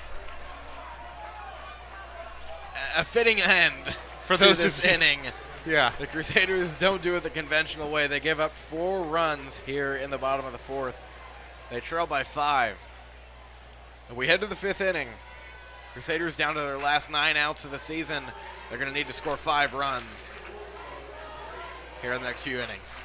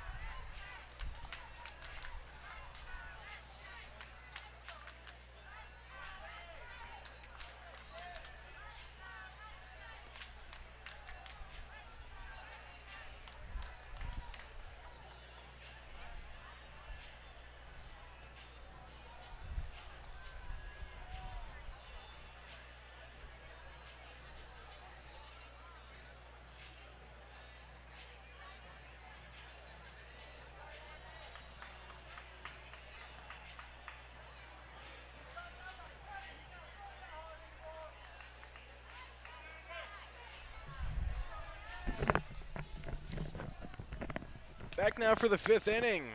Andy Leon will lead off for the Crusaders. They give up 4 runs in the bottom of the 4th. Still very much in this one, though. Still have 3 more innings to come back from a 5-run deficit, and we know what Andy Leon can do with a bat in his hands. On the first pitch, he's going to look at one. And I don't think Hammond has had his best stuff. I was reading up on him a little bit, and I see that he can get up to 94, 95, but I haven't seen him over 90 today. And his command has been all over the place. Yeah, that one at 78. Yeah, that was his curveball. But we got another chance to get our leadoff runner on base. So now 2-0 to Leon. Make that 3-0. Yeah. For only giving up 1 run, there have been a lot of 3-0 counts from Hammond. A lot. His command just hasn't been there today. And that's a 4-pitch walk to start off this inning. So a glimmer of hope for the Crusaders. A leadoff runner could be all they need for that dugout to get hyped up. Yeah, it seems like the pitchers today have been breaking all the Cardinal rules with these leadoff walks. After a 4-run inning, your bats have come alive. Your job as a pitcher is to go out there and throw strikes. You've got a 5-run lead with 3 innings to go. You can't walk a leadoff hitter. You got to make them earn it. Yeah, so with Leon on at first, Caleb Garcia-Ramo is up to bat. He got on with a single in his first plate appearance.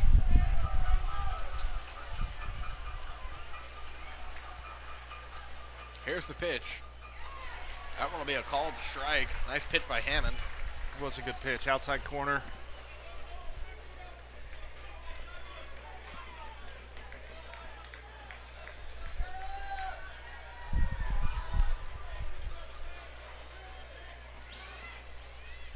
No 1-1 to Garcia-Ramo. Swings at that one. Doesn't get any of it. That was a really good slider. It just broke off the table. Caleb just swung over it. Counts now 0-2 to Caleb Garcia-Ramo. Andy Leon started off this inning by getting on a 4-pitch walk. Here is the 0-2. It'll be high. Hammond hits it right at 90 there. Counts 1-2.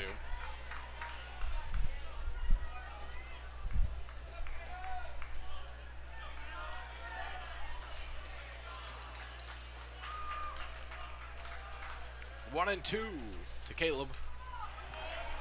He gets a piece of that one. Stays in the count. So we'll see 1-2 once again.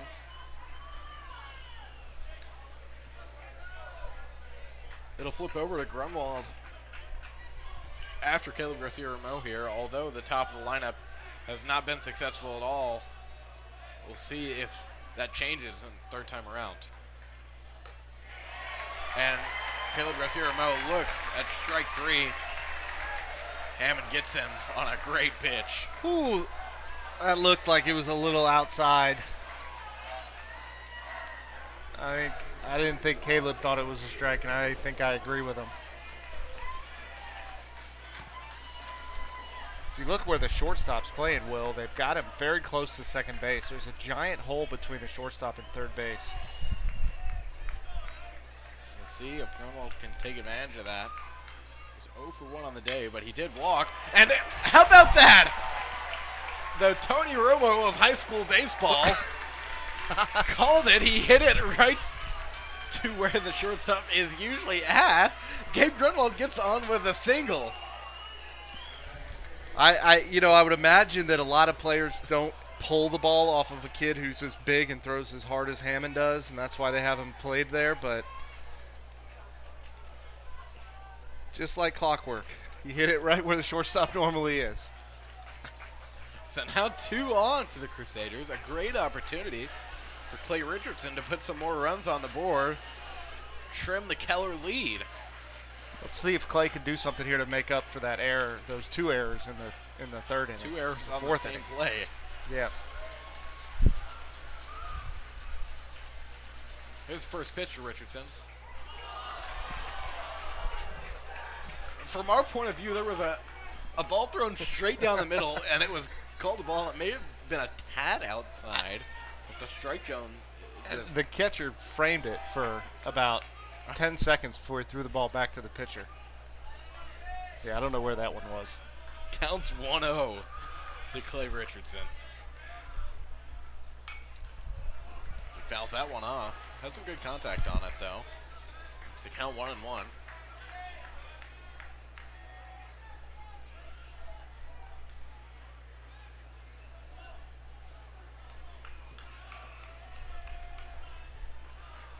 Clay's got the highest batting average on the team, so there's nobody else you'd want up right now with 2 on. He's a great RBI guy. We've seen him do it quite a bit this year. 1-1 to Richardson. Fouls another one off. So he's getting better contact than a lot of guys have gotten all day. Just hasn't been able to put one in play. Yeah, he's right on it. He's just under it a little bit. Those 2 fastballs he just fouled off, both were a little up in the zone. Count 1-2 to the speedy sophomore. Leon at second. Grunwald at first. After he got on with a single, and Richardson goes down swinging. High pressure situation. Unfortunately, just hasn't been able to get on like he has all year.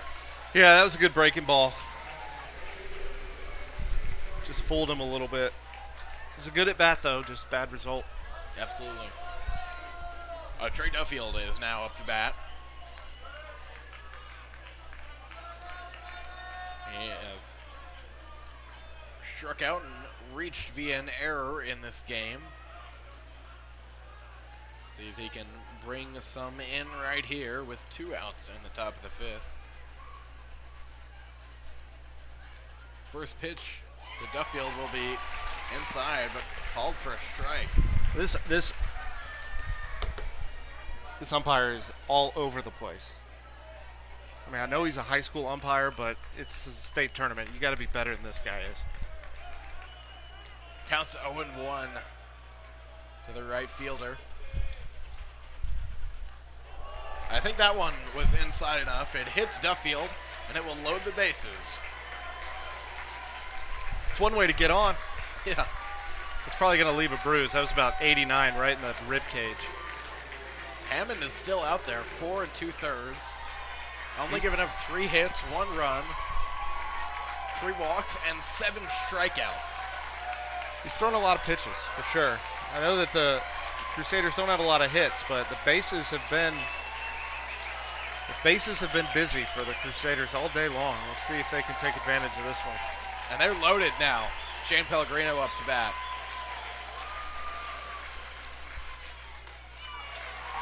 First pitch to Pellegrino is a called strike.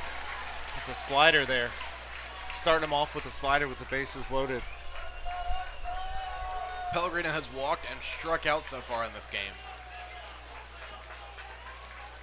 Here's the 0-1.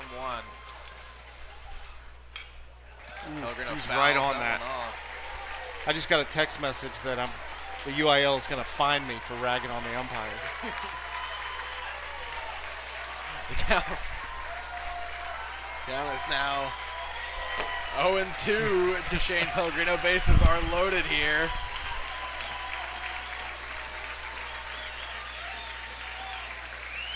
In the top of the 5th, here's the pitch.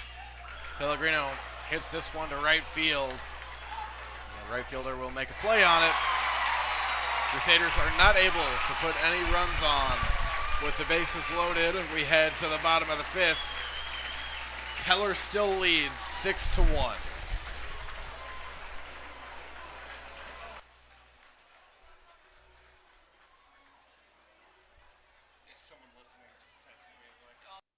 What's your favorite high school sports memory? A late inning rally? A game-winning shot? A photo finish? Maybe it's a pep rally or a pregame ritual. Maybe it's the euphoria of a late-night bus ride home after a hard-fought win. Maybe it's having pizza with teammates after the game. Now, imagine if it never happened at all. School sports need your help.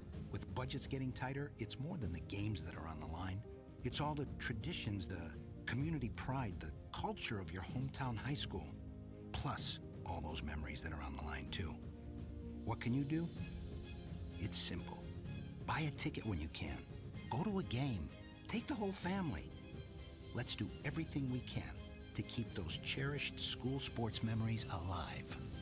This message presented by the Texas University Interscholastic League and the Texas High School Athletic Directors Association.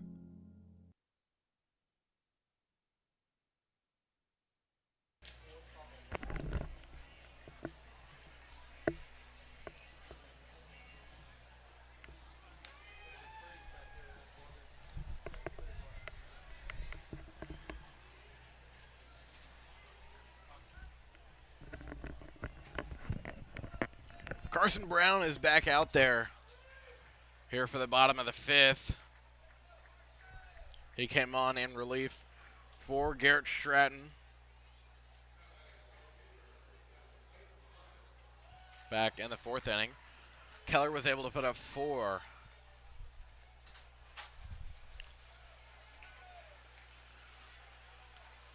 So batting is Clayton Thomas. He started his at-bat in the fourth, and after the putout, it is resuming right here. First pitch to Thomas is going to be a ball outside, so 1-0. Takes a swing at the 1-0, makes it 1-1. And there is some movement in the bullpen for Keller now. As for Jesuit, there is none, but I do believe there is a new player out there possibly preparing. There is. Looks like he's a lefty thrown out there in the bullpen. Fortunately, I can't see that far to see what number he is.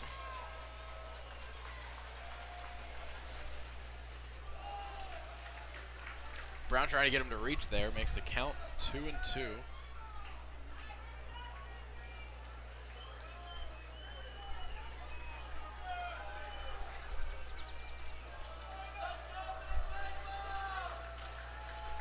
Here's 1-2, and a strikeout for Carson Brown to begin the inning. It looks like he just got a piece of it. Foul ball. That's right, he did just get a piece of it there. So 1-2.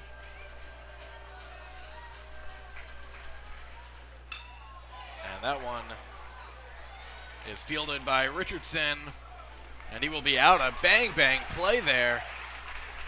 Kind of weird bounce there. Richardson had to grab it. Yeah, that ball, it was hit off the end of the bat, and it looked like it had some funky spin on it, but Richardson waited for it to drop and threw it low, and another good pick by Montgomery at first base. He's vacuum over there. He sure is. It's now 1 out in the inning as Todd Baffa is back up to bat.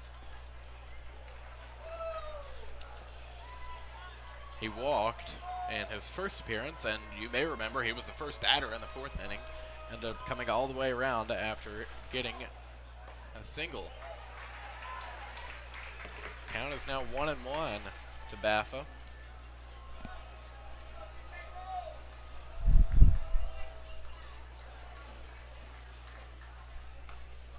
That pitch outside makes the count 2-1.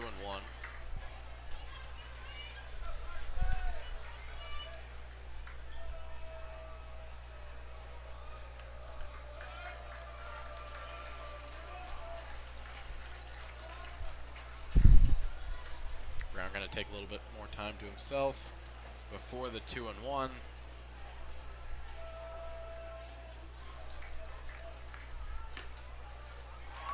And a called strike there. Nice pitch by Brown. Makes the count 2-2. This is the hardest pitch he's thrown all day. That was a strike right on the outside corner. 2-2 is fouled off.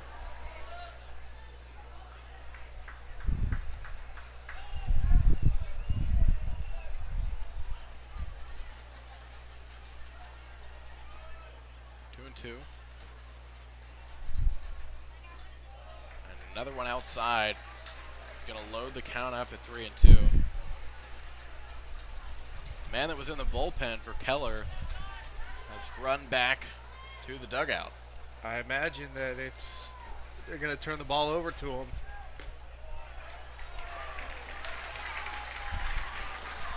And ball 4 to Todd Baffa on a pitch that was right very down the good, middle. to say the least.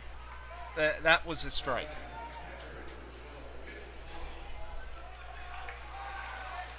The strike zone has been odd for both teams today.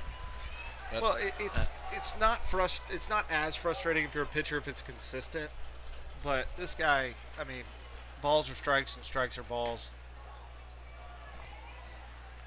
first pitch to number 12, Whit Toms, is going to be a ball. So 1-0. Keller leads 6-1 here in the bottom of the 5th.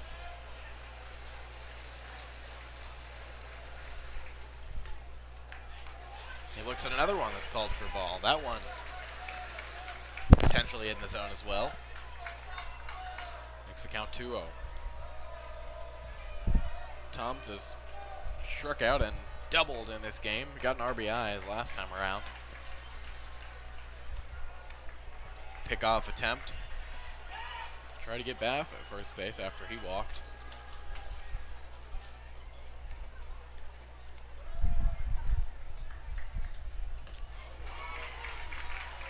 It's a good 2-0 pitch right there. Got him swing and miss. Let's see if he can get a double play here. With Brown throwing a lot of off-speed stuff, hopefully he can get the hitter to roll over one, and they can turn 2 here and get out of here. Baffa stealing, attempting. An even better pick. Ball short hopped Richardson. He grabbed it and got the tag down just in time. It was a close play. And the count is now 2-2. To Toms. Here it is. The count was actually 3-2. And he walks. On another one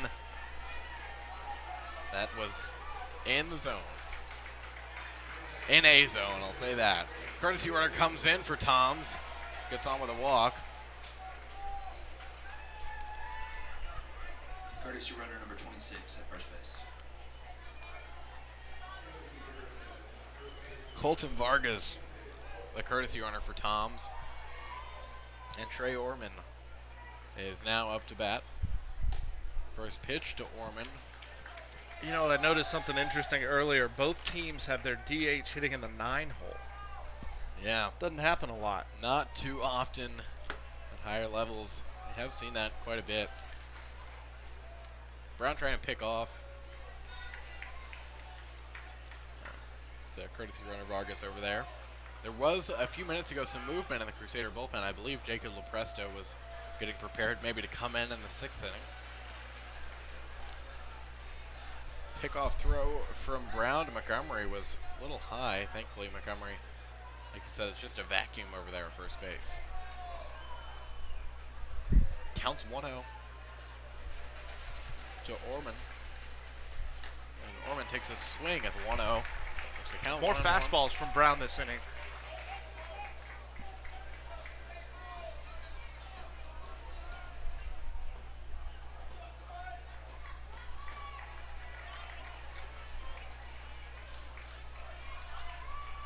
One and one. Great movement there. Makes the count 1-2. That was a really nice curveball. From our vantage point, it looked like he was about to hit him. And it broke over the plate for a strike. The hitter didn't even flinch. It's a nice pitch. It's only 65 miles an hour right there. Courtesy runner stealing there. And he is safe. Yeah, it was going to be hard to throw him out on that pitch. I mean, that pitch was, it was an off-speed pitch, and it was down in the dirt. Still almost got him, though. He did. Another good effort from Richardson. Count is 2-2. 2 outs here. Nobody's come in for the Indians so far. It'd be great to put a 0 up.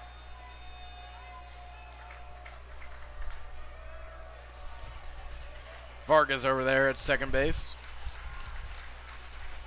Here's the 2-2. It'll be high. Another full count. And Brown just cannot get out of this inning. We thought a few batters ago that he was going to, with that double play set up.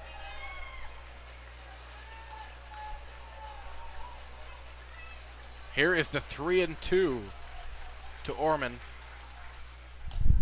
And that'll be ball 4. So it'll flip it over to the top of the lineup. Garrett Griffin Barton is now up to bat. 2 are on. And that is going to be it for Carson Brown. It seems like it. Not exactly sure. But Coach Garcia-Ramo is going to talk to him. He did put his hand up and point to the bullpen. Someone is coming out of the bullpen right now. I believe that it's Jacob Lepresto, but we will be able to confirm that for you in just a second.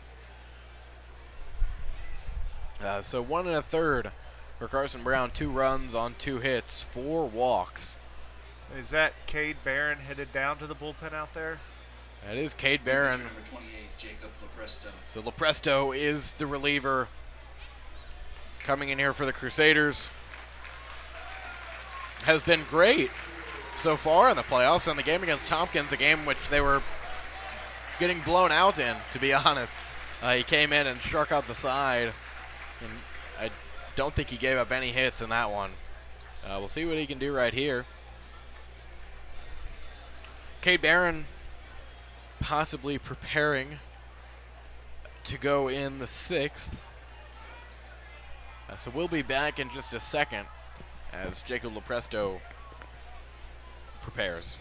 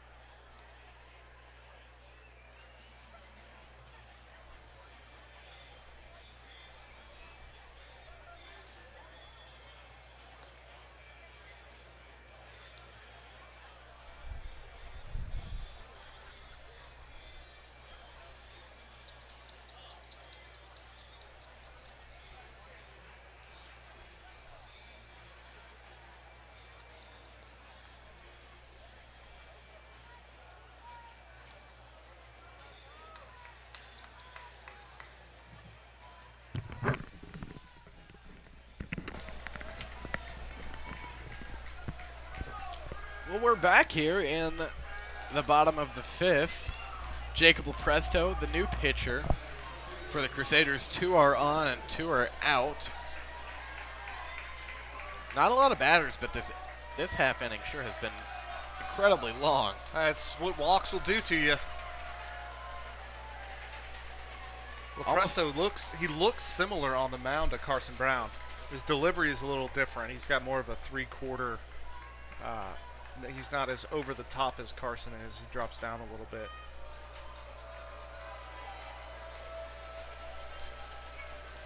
He is facing the top of the lineup. Griffin Barton. First pitch to Barton. Be called strike.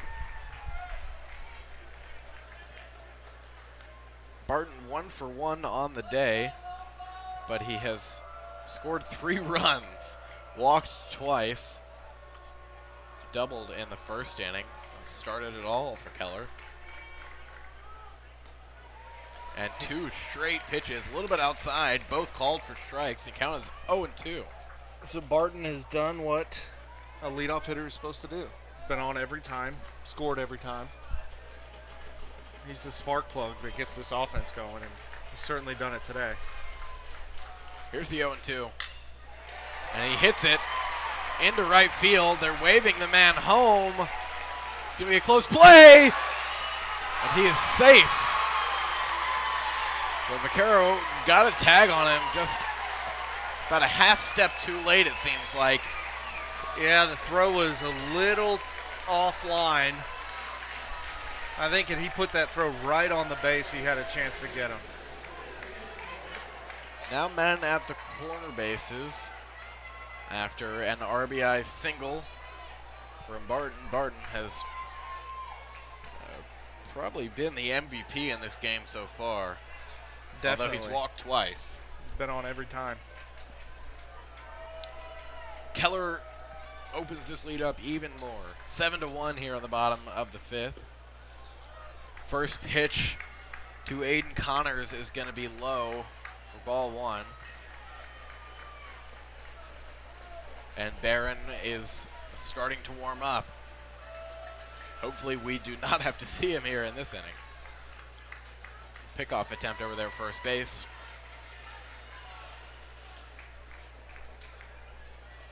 Crusaders still in this one, only down 6. Still have 2 more innings at bat.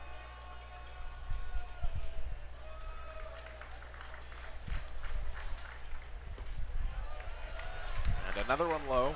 That one a little bit more outside. Makes the count 2-0.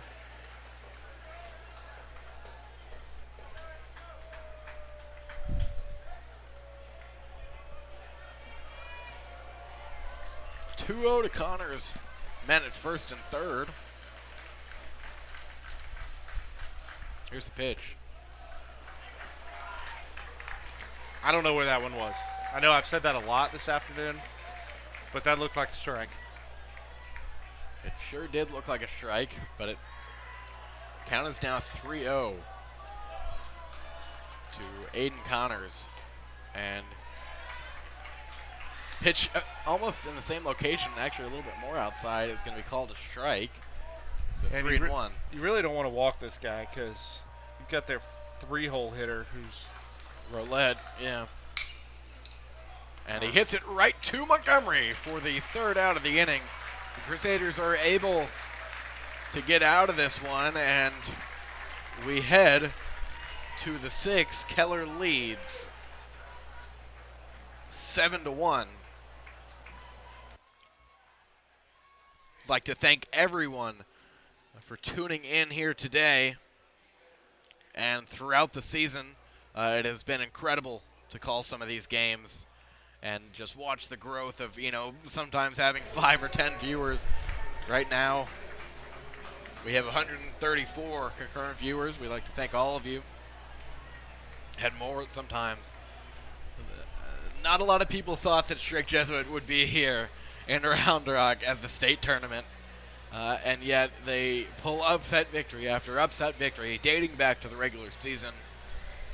There has been an amazing relationship developed between the players and myself and the coaches and the parents. This is just such a great community, and I'd like to thank everyone on the Strict Jesuit staff for making this possible. Mr. Pap, to so many people, to our athletic director, Coach Crowley, to Ms. Vize, thank you very much for your email.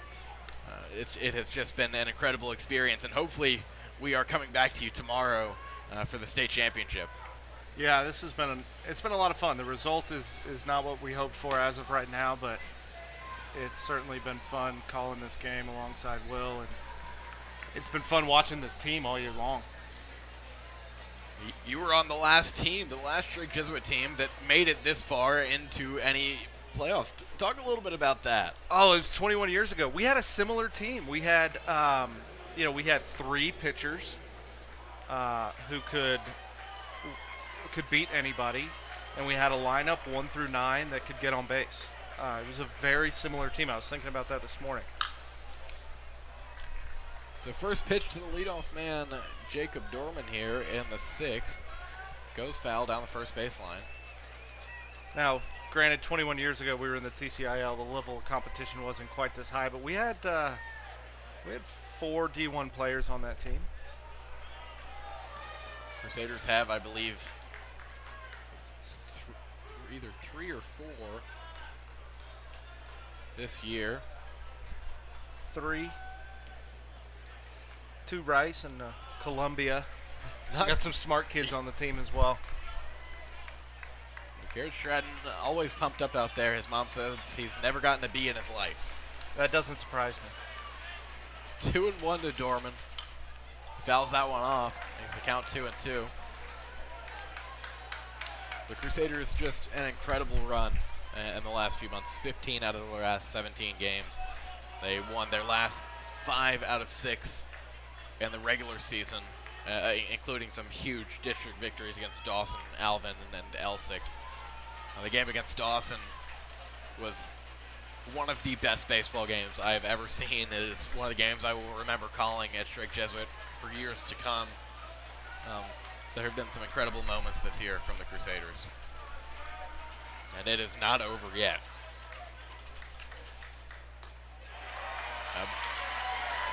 But Dorman does go down swinging. He tries to check his swing right there. Strikes out. First out here of the top of the 6th. And James Vaquero is now up to bat.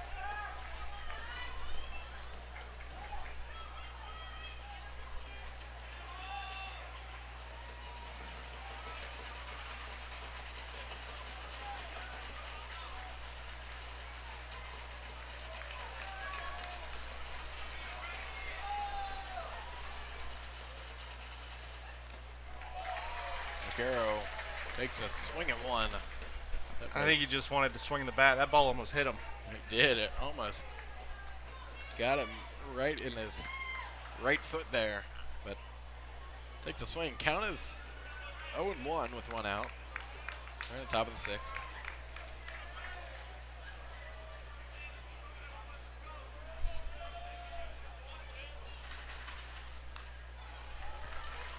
And Vaquero gets a piece on another one, but the count is now 0-2.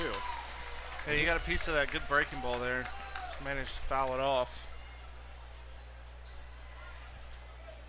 This game nowhere near from over. Yesterday, we saw Barbers Hill come back from a pretty big deficit and end up winning the game by 4 runs, scored 6 runs in their half of the 6th. On the 0-2, Vaquero looks at one high and outside, makes the count 1-2.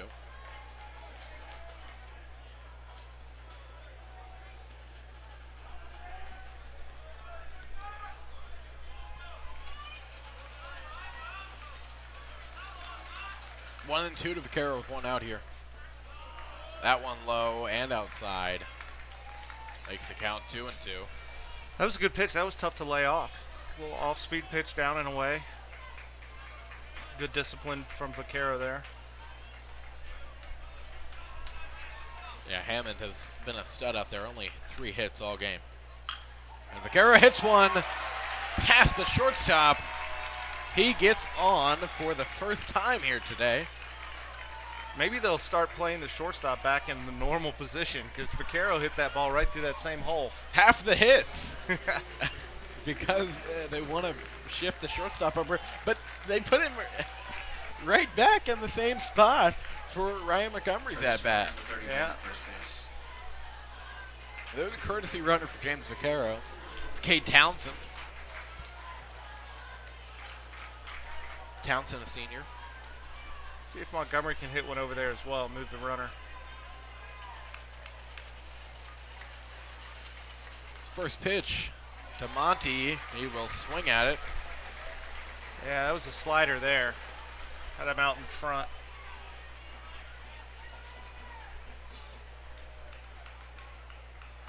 So 0-1. Montgomery looks at another one. That was the curveball, a little slower than the first pitch. Now 0-2 to Ryan Montgomery. 1 out. Cade Townsend, the courtesy runner for Vaquero over there first. Montgomery gets a piece on that one, keeps the count alive.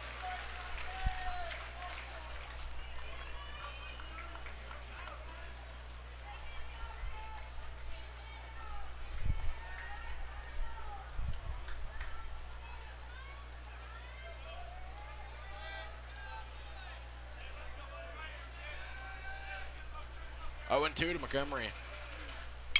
And he hits that one into center field. Center fielder will come in and make the play for out number 2. Yeah, he got behind 0-2 early. It's tough to come back from that with a pitcher as good as Hammond on the mound, but he got a piece of it. Lazy fly ball to center field. Crusaders looking to have that same pop on the bats than they did in the second inning.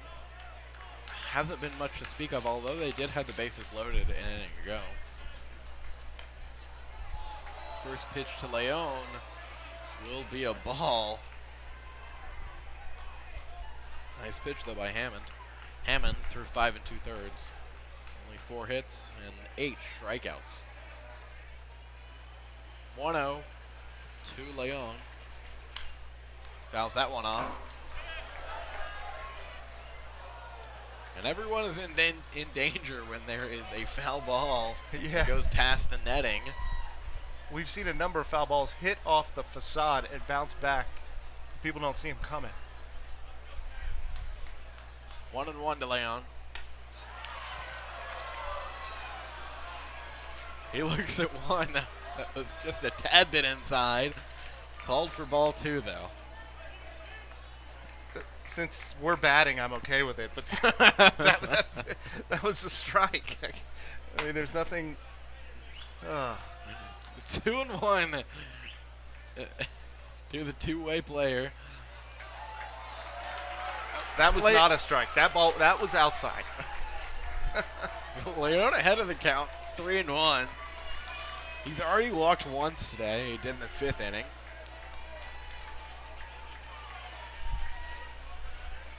Struck out his first time around.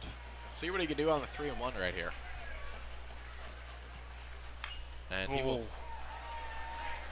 he was on that pitch. He was right on it. Oh, now a full count to Leon. Good thing right here is that Townsend will be able to leave right as this pitch goes off. If Leon can hit one into the gap, it'll bring him home. Here's the full count to Andy Leon. Leon was on his way to first base. Thought that was ball 4, called strike 3. We head to the bottom of the 6th. Keller leading 7-1.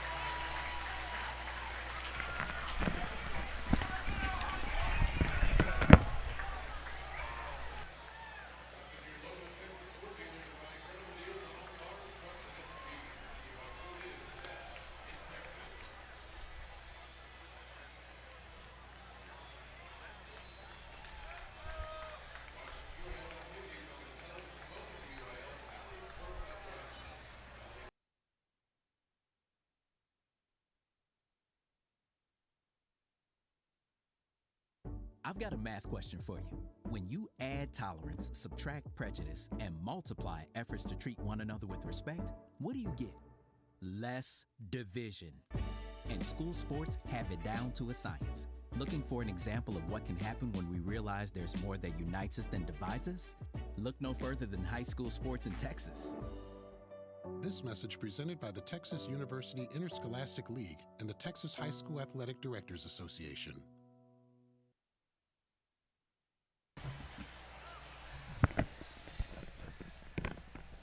Well, Jacob Lepresto is actually back out there for the bottom of the 6th. Cade Barron had been warming up, and I think he actually may be doing that again. If Keller holds on to the lead, they will not bat again after the 6th right here.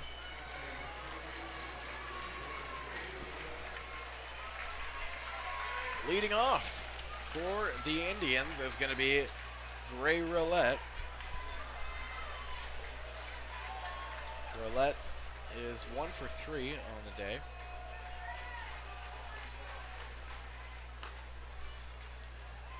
First pitch to him. It's going to be a ball. It's not going to be an easy inning for Lepresto. He's got to face 3, 4, 5. These guys can hit. Yeah, hit for each of the 3, 4, 5 guys. And he gets a nice pitch there to even count up at 1-1.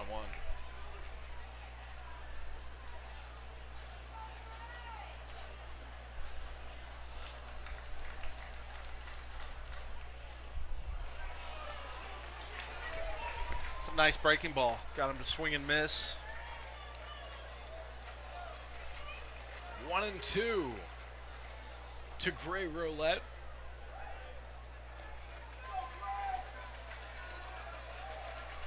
Lepresto been nice so far.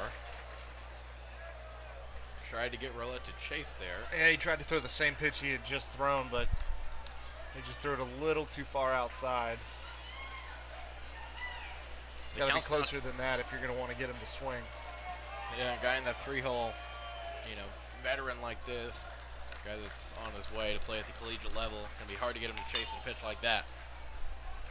Fouls the 2-2 off. Down the third base line. You'll see 2-2 once again. Keller clearly doesn't have the same hygiene standards that we do at Jesuit. This guy has a full beard. I noticed that. And hair down to his shoulders. A few days ago, when looking at some of their pictures, bleach blonde hair.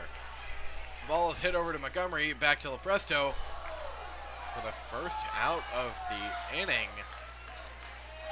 Roulette, so Lepresto made the tag and kind of had his head down. Roulette ran right into him, but I think it was in good nature. There?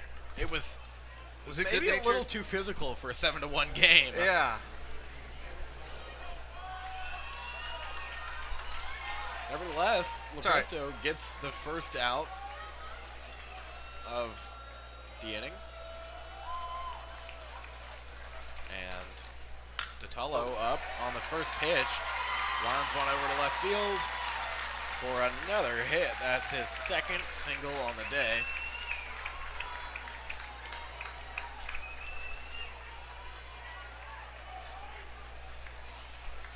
Yeah, he just took what looked like a pitch left a little bit too much over the plate. And just smashed it into left field.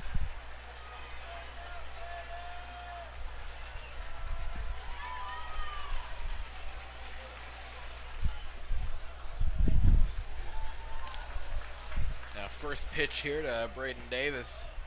It's going to be a ball. Makes the count 1-0. One out here and one on for Keller. Last pitch was inside. Yeah, Vaccaro's been a wall back there for most of the day. He's done a really good job blocking pitches because all three Jesuit pitchers have been a little all over the place today, and he's done a good job keeping the ball in front of him. Now 2-0 to Davis. Make it 3-0.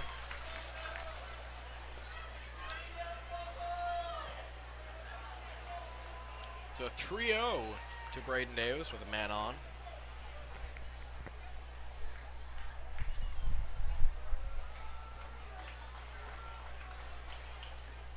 And it'll be a 4-pitch walk. That one does get by Vaccaro, but it's not like that man at first was going to go all the way to third. So 2 are on for Keller.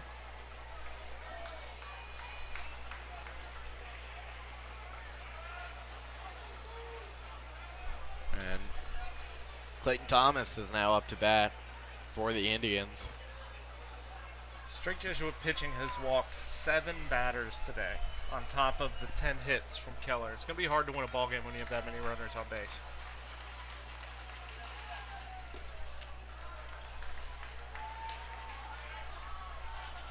Interesting to note, with runners on, Keller is 7 for 17. That's 412.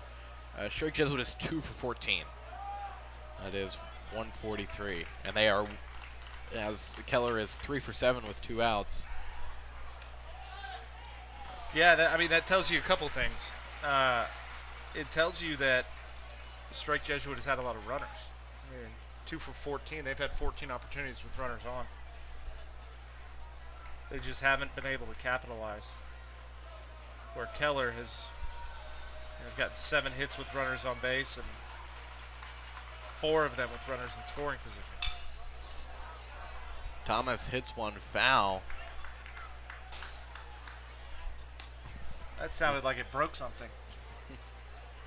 Hit a little, not sure exactly where that hit. It was down to the right of us. The count's now 1-2. They may opt to bring Barron in unless a double play is turned right here. Here's 1-2. And this one hit deep, but it'll go foul. That one wasn't as deep as the last one hit over there, but there have been a couple. Got a lot of metal on that ball. Yeah. It had a home run sound. Not sure it had home run distance though. And we don't want to see that right now. 1-2 to Clayton Thomas. He hits this one, just checks his swing. Montgomery will take it himself for the second out. Runners at first and second advance. They are now both in scoring position with 2 outs. There's a little excuse me swing. I don't think he really intended to swing at that. He just dribbled it up the first base line. Good play by Montgomery.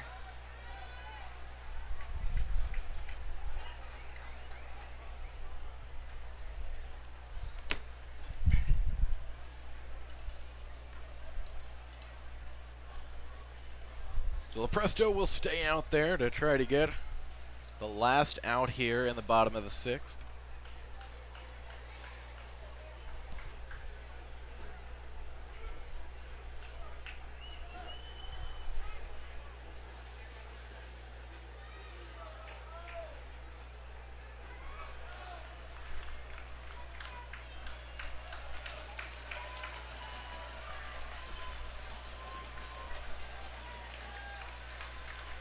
Baffa back up to bat. He is 1 for 1 with 2 walks.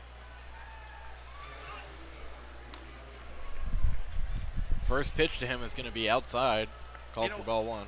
What's tough on a team like ours that has some pitching depth is you go all these rounds playing 3-game series, and then you get to state tournament and you lose and you go home. Absolutely. And part of our success has been these 3-game series. We have the pitching to get through them. But in one game, you never know what's going to happen. Yeah. 10-1 in the playoffs. The combination of Stratton and Leon was unbeatable. I mean, literally, no one could beat the two of them.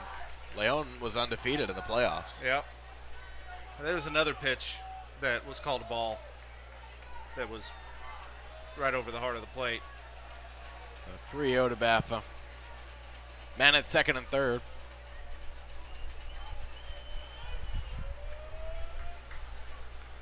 Just to get his bearing straight.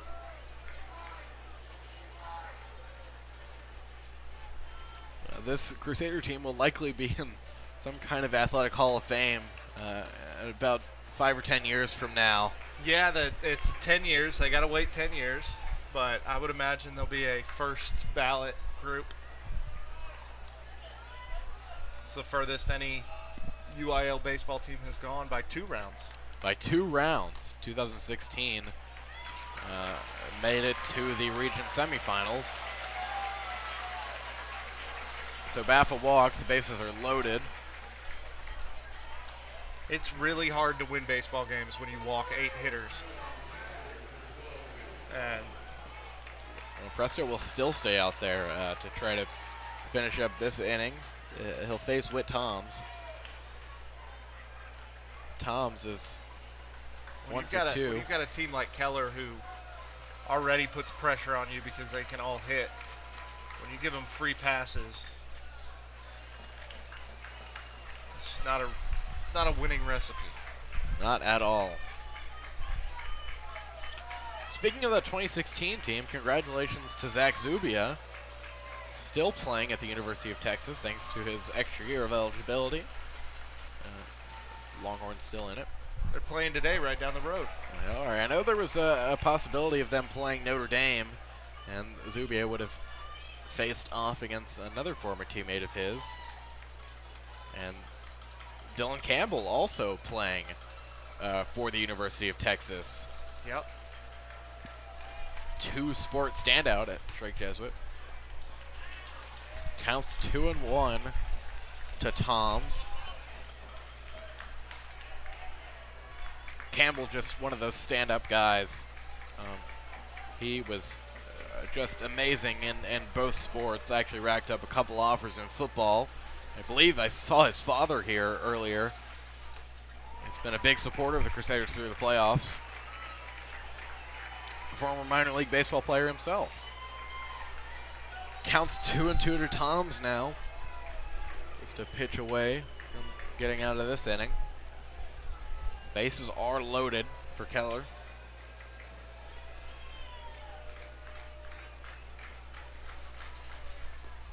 And strike three. Lepresto gets a strikeout to end this inning. We head to the top of the seventh. Strike Jesuit trails 7-1. If they're able to put 6 runs up on the board in their frame, this one can stay alive.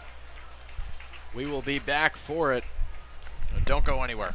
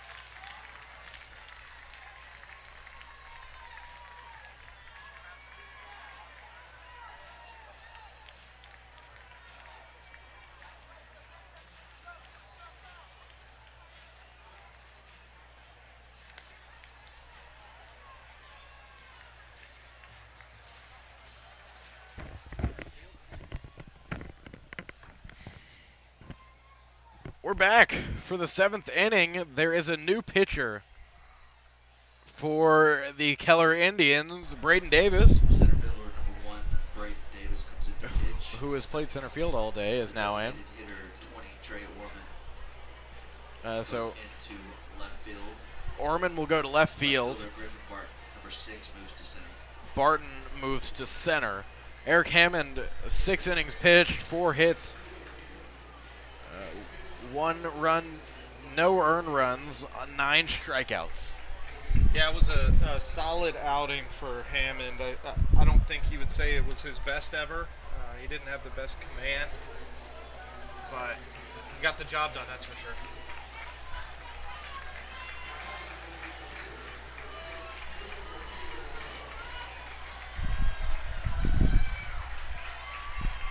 So leading off for the Crusaders will be the coach's son, Caleb Garcia-Ramo. I think after the game, one of the players said, "You've never seen a coach's son hit a home run." But that's what he did last week. What a great moment. Probably one of the best moments of the playoffs. First pitch to Caleb is going to be a called strike. Davis is a left-hander. Throws pretty hard.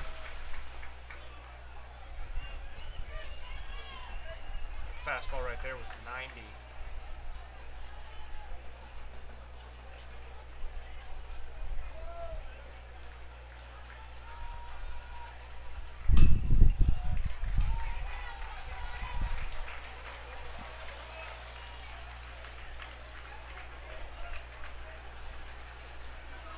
So now 1-2 to Caleb Garcia-Ramo.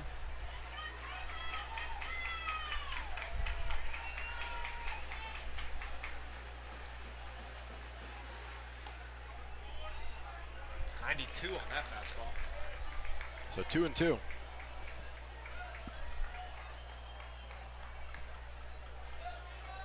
It's a luxury to have your center fielder come in and close games. If you look at his uniform, he's covered in dirt. You don't see that a lot in a pitcher. Yeah. Well, Braden Davis after a full game of playing center field.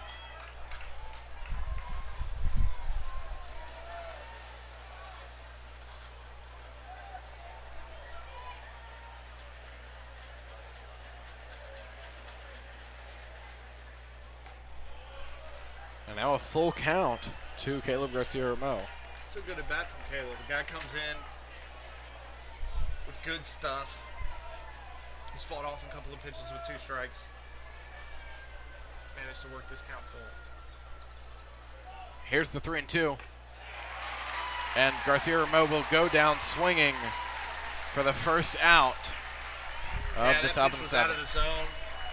Davis elevated a fastball and got it by Garcia-Ramo. If he didn't swing the bat, he'd be standing on first right now.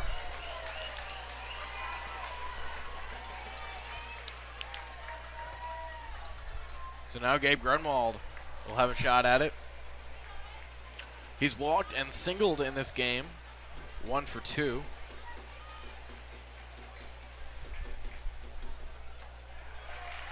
First pitch to him will be a called strike.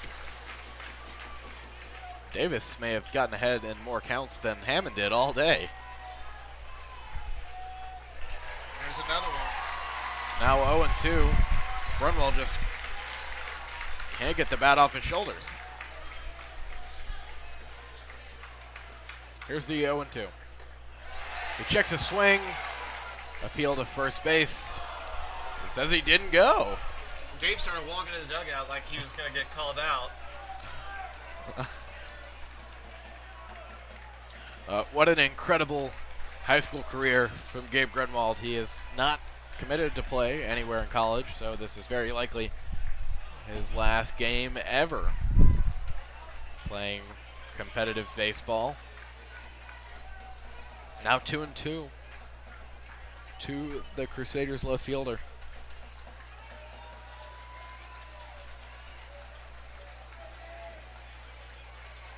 Gabe's going to step out of the batter's box for a second. And he will strike out swinging just as Caleb Garcia-Ramo did. And the Crusaders are down to their final out. And that was a good slider there. Started over the middle of the plate and then broke inside. And Gabe just missed it. So it's all down to Clay Richardson, who has struck out twice in this game. He's 0 for 3, but has been one of the bright spots. Hit over to Roulette, and he takes it all by himself for the 3rd out. This game is over. Keller wins 7-1. They will advance to the 6A championship against the winner of the Smithson Valley Rockwell Heath game. An incredible, and I say incredible season from the Crusaders. It was such a ride, 10-1 in the playoffs. It has been. It's certainly not the way they wanted their season to end, going down 7-1, but it was a great season. And you got to tip your hat to Keller. Their ace didn't have his best stuff. He still fought through and got the job done, and their hitters just mashed today. They just mashed all day. Unfortunately, the Crusaders were not able to do the same. Keller had double-digit hits when it was all said and done. Crusaders only finished with 4. They still have a lot to look forward to. It seems like the trio of Stratton, Duffield, and Richardson. I don't want to say it. Yeah, Pellegrino too. You know, I don't want to say this too prematurely, but maybe we could be back here next year. This team looked just amazing, and like I said a little bit earlier on, what a great community developed among the parents and the fans of this team. It has been an honor to be in your homes or your cars or wherever you are calling these games. It was an honor to have you on today, Mr. Matheny. Yeah, I hope you'll have me back. I had a lot of fun. Well, I think that is going to do it for our coverage of the year. Crusader Sports Network, will be back in the next couple months as football coverage begins, and obviously we'll be back for baseball season around February. Shake Jesuit with their furthest finish ever in the UIL, nearly 20 years in the highest class of UIL. They make it to the state tournament, eventually falling to Keller. For Crusader Sports Network, for Mr. Colin Matheny, I'm Will Turboff. Thank you so much for joining us. And it is not goodbye, but we will see you later.